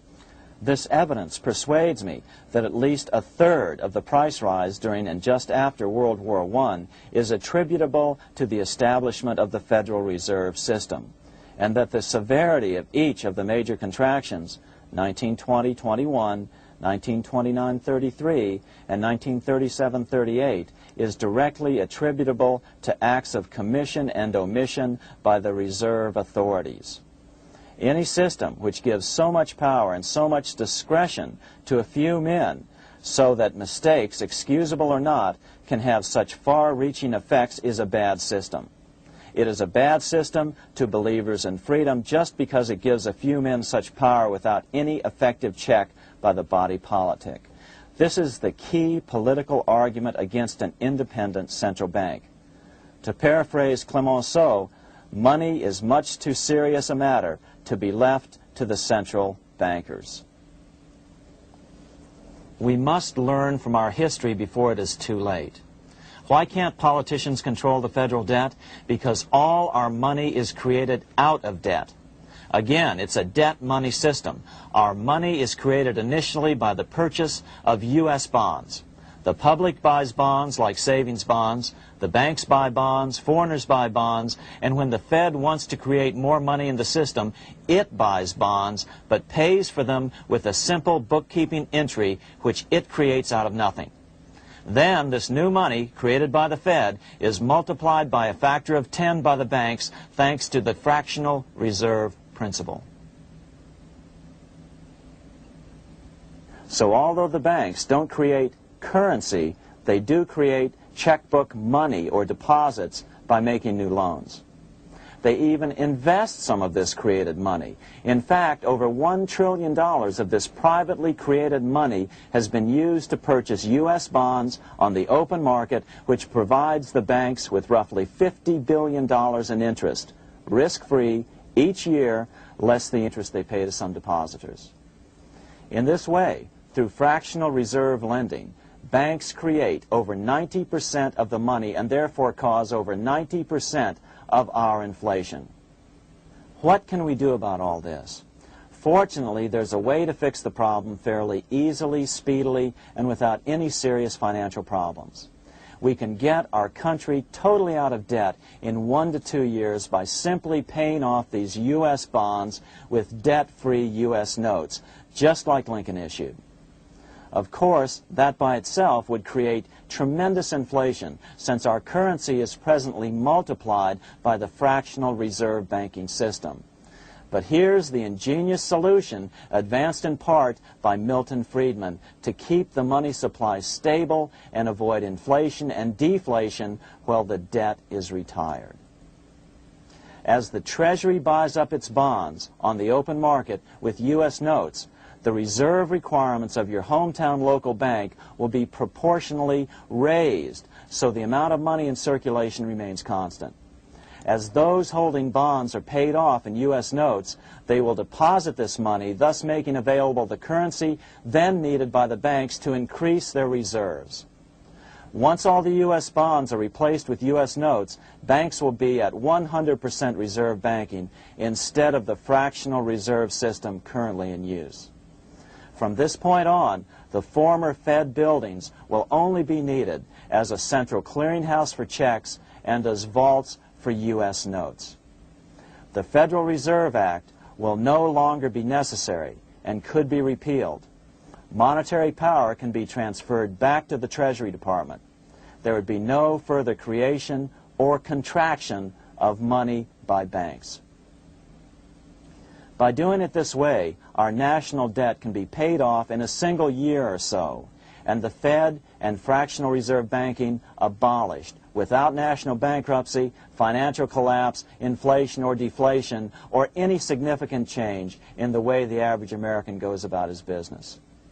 To the average person, the primary difference would be that for the first time since the Federal Reserve Act was passed in 1913, taxes would begin to go down. Now there's a real national blessing for you, rather than for Hamilton's banker friends. Now let's take a look at these proposals in more detail. Here are the main provisions of a Monetary Reform Act which needs to be passed by Congress. We've drafted a proposed Monetary Reform Act which follows at the end of this tape. Of course, variations with the same results would be equally welcome. 1. Pay off the debt with debt-free U.S. notes. As Thomas Edison put it, if the U.S. can issue a dollar bond, it can issue a dollar bill. They both rest purely on the faith and credit of the United States government. This amounts to a simple substitution of one type of government obligation for another. One bears interest, the other doesn't. Federal Reserve notes could be used for this as well, but could not be printed after the Fed's abolished as we propose, so we suggest using U.S. notes instead. 2. Abolish fractional reserve banking. As the debt is paid off, the reserve requirements of all banks and financial institutions would be raised proportionally at the same time to absorb the new U.S. notes, which would be deposited and become the bank's increased reserves. Towards the end of the first year of the transition period, the remaining liabilities of financial institutions would be assumed or acquired by the U.S. government in a one-time operation. In other words, they too would eventually be paid off with debt-free U.S. notes in order to keep the total money supply stable. At the end of the first year or so, all of the national debt would be paid, and we could start enjoying the benefits of full reserve banking. The Fed would be obsolete, an anachronism. 3. Repeal the Federal Reserve Act of 1913 and the National Banking Act of 1864. These acts delegate the money power to a private banking monopoly. They must be repealed, and the money power handed back to the Department of Treasury, where they were initially under President Abraham Lincoln. No banker or person in any way affiliated with financial institutions should be allowed to regulate banking.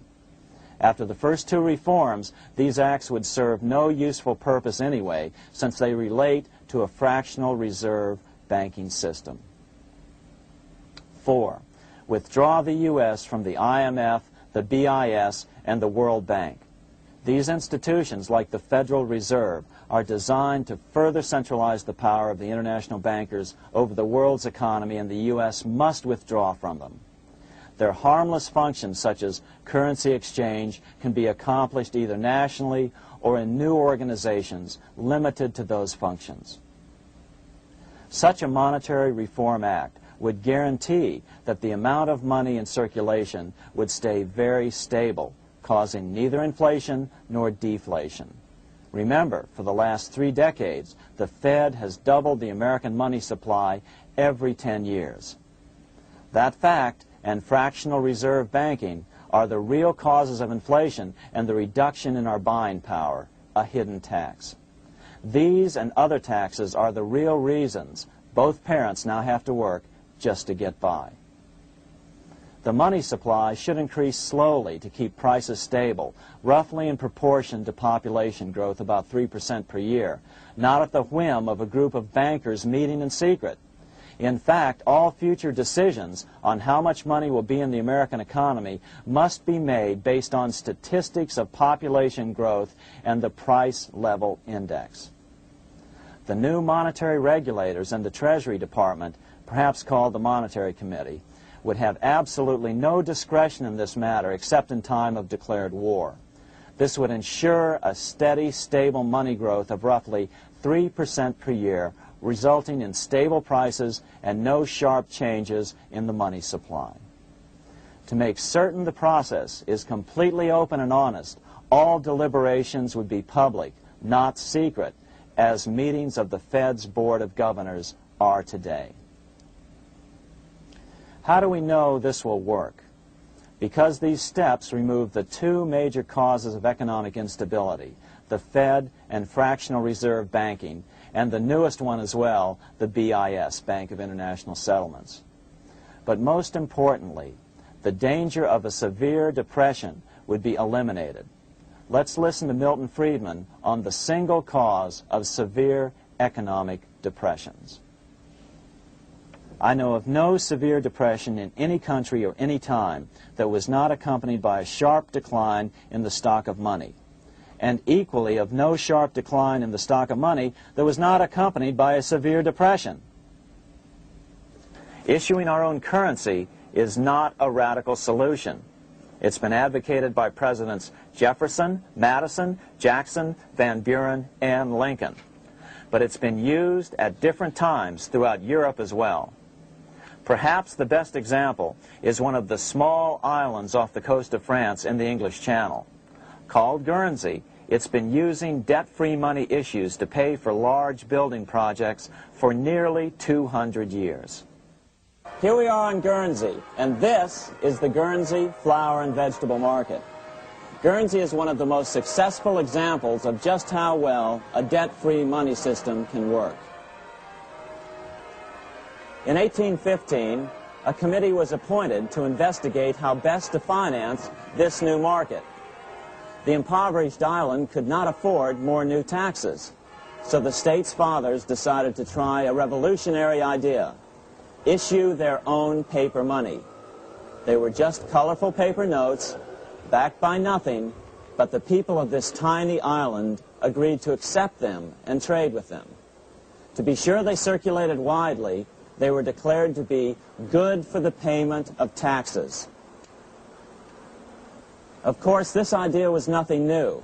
It was exactly what America had done before the American Revolution, and there are many other examples throughout the world. But it was new to Guernsey, and it worked miracles. This market is still in use, and remember, it was built for no debt to the people of this island state. But what if we follow Guernsey's example? How would the bankers react to these reforms? Certainly the international bankers' cartel will oppose reforms that do away with their control of the world's economies as they have in the past. But it is equally certain that Congress has the constitutional authority and responsibility to authorize the issuance of debt-free money, U.S. notes, and to reform the very banking laws it ill-advisedly enacted.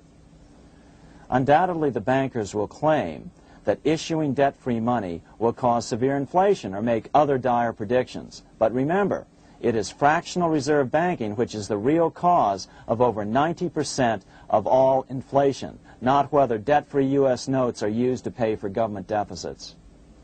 In the current system, any spending excesses on the part of Congress are turned into more debt bonds, and the 10% purchased by the Fed are then multiplied many times over by the bankers, causing over 90% of all inflation. Our fractional reserve and debt-based banking system is the problem. We must ignore its inevitable resistance to reform and remain firm until the cure is complete. As the director of the Bank of England in the 1920s, Sir Josiah Stamp put it, referring to this modern fractional reserve banking system, banking is conceived in iniquity and born in sin. Bankers own the earth. Take it away from them, but leave them the power to create money and control credit, and with the flick of a pen, they will create enough money to buy it back again. Take this great power away from the bankers, and all great fortunes like mine will disappear, and they ought to disappear.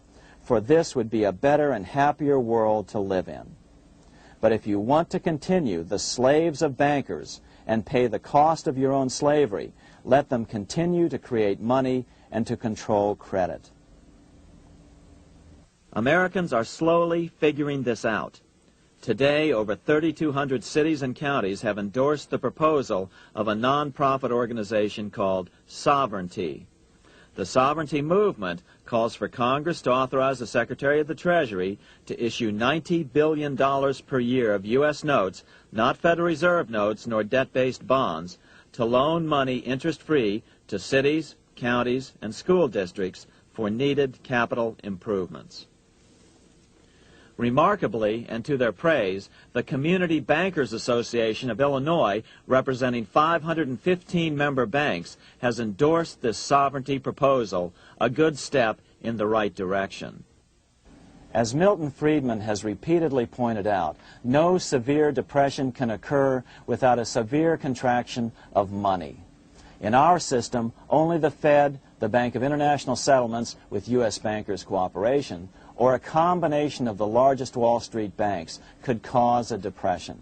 In other words, our economy is so huge and resilient, a depression just can't happen by accident. Unless we reform our banking system, they will always have that power. They can pull the plug on our economy any time they choose. The only solution is to abolish the Fed and the fractional reserve banking system and withdraw from the BIS. Only that will break the power of the international bankers over our economy. And keep in mind, a stock market crash itself cannot cause a severe depression. Only the severe contraction of our money supply can cause a severe depression. The stock market crash of 1929 only wiped out market speculators, mostly the small to medium ones, resulting in $3 billion in wealth changing hands. But it served as a smokescreen for a 33% contraction in credit by the Fed over the next 4 years, which resulted in over $40 billion in wealth from the American middle class being transferred to the big banks. Then, despite impotent howls of protest from a divided Congress, the independent Fed kept the money supply contracted for a full decade.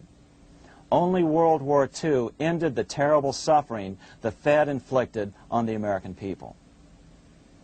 In a depression, the remaining wealth of the debt-burdened American middle class will be wiped out by unemployment, declining wages, and the resulting foreclosures. If we start to act to reform our monetary system, the money changers may do what they did in 1929 and then the 1930s, crash the stock market and use that as a smokescreen while contracting the money supply. But if we're determined to fight to regain control over our money, we can come out of it fairly quickly, perhaps in only a very few months, as U.S. notes begin to circulate and replace the money withdrawn by the bankers. The longer we wait, the greater the danger we'll permanently lose control of our nation. But some still wonder why the international bankers would want to cause a depression. Wouldn't that be killing the goose that is currently laying all those golden interest eggs? Remember what Larry Bates said at the first of this videotape. You see, in periods of economic upheaval, in economic crisis, wealth is not destroyed. It is merely transferred. Do we have any hints as to what the money changers have in store for us? Here's what David Rockefeller, the chairman of Chase Manhattan Bank, the largest Wall Street bank, had to say. We are on the verge of a global transformation. All we need is the right major crisis and the nation will accept the New World Order. So, crisis is needed to fulfill their plans quickly. The only question is when the crisis will occur. Fortunately, we probably have a little time. It's unlikely that this crisis will occur before the 1996 elections, but after that, the danger begins rising. But whether or not they decide to cause a crash or a depression through relentless increases in taxes and the loss of hundreds of thousands of jobs being sent overseas thanks to trade agreements such as GATT and NAFTA, the American middle class is an endangered species. Cheaper labor, including slave labor in Red China, which Harry Wu has heroically documented, is being used to compete with American labor. In other words, money is being consolidated in fewer and fewer hands as never before in the history of this nation or the world. Without reform, the American middle class will soon be extinct, leaving only the very rich few and the very many poor, as has already occurred in most of the world. We've been warned of all this by congressmen, presidents, industrialists, and economists down through the years. Religious leaders, too, have seen the danger. About 1898, during the time of William Jennings Bryan, Pope Leo XIII put it this way. On the one side, there is the party which holds the power because it holds the wealth, which has in its grasp all labor and all trade, which manipulates for its own benefit and its own purposes all the sources of supply, and which is powerfully represented in the councils of state itself. On the other side, there is the needy and powerless multitude, sore and suffering. Rapacious usury, which, although more than once condemned by the Church, is nevertheless under a different form, but with the same guilt, still practiced by avaricious and grasping men, so that a small number of very rich men have been able to lay upon the masses of the poor a yoke little better than slavery itself. More recently, during America's Great Depression, Pope Pius XI spoke of the same problem. In our days, not alone is wealth accumulated, but immense power and despotic economic domination is concentrated in the hands of a few.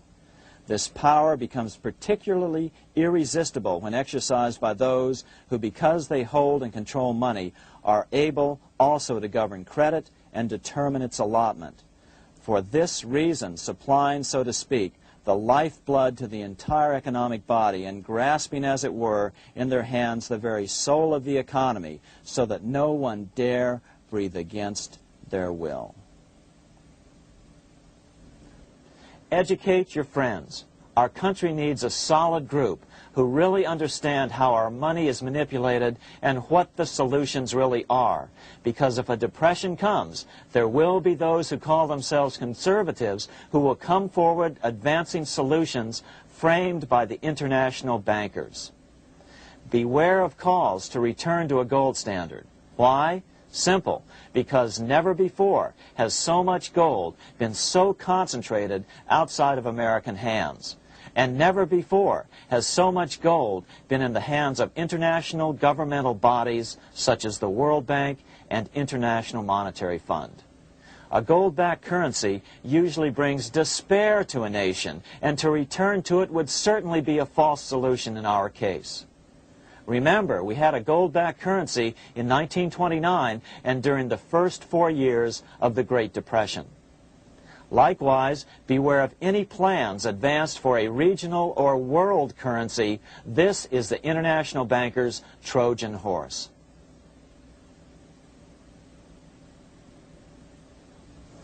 Educate your member of Congress. It only takes a few persuasive members to make the others pay attention. Most congressmen just don't understand the system. Some understand it, but are so influenced by bank-packed contributions that they ignore it, not realizing the gravity of their neglect. We hope we've made a valuable contribution to the national debate on monetary reform. It remains for each man to do his duty, consistent with his state in life. May God give us the light to help reform our nation and ourselves.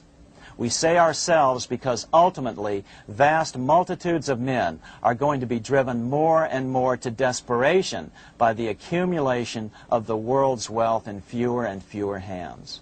Men will tend to become like their oppressors, selfish and greedy.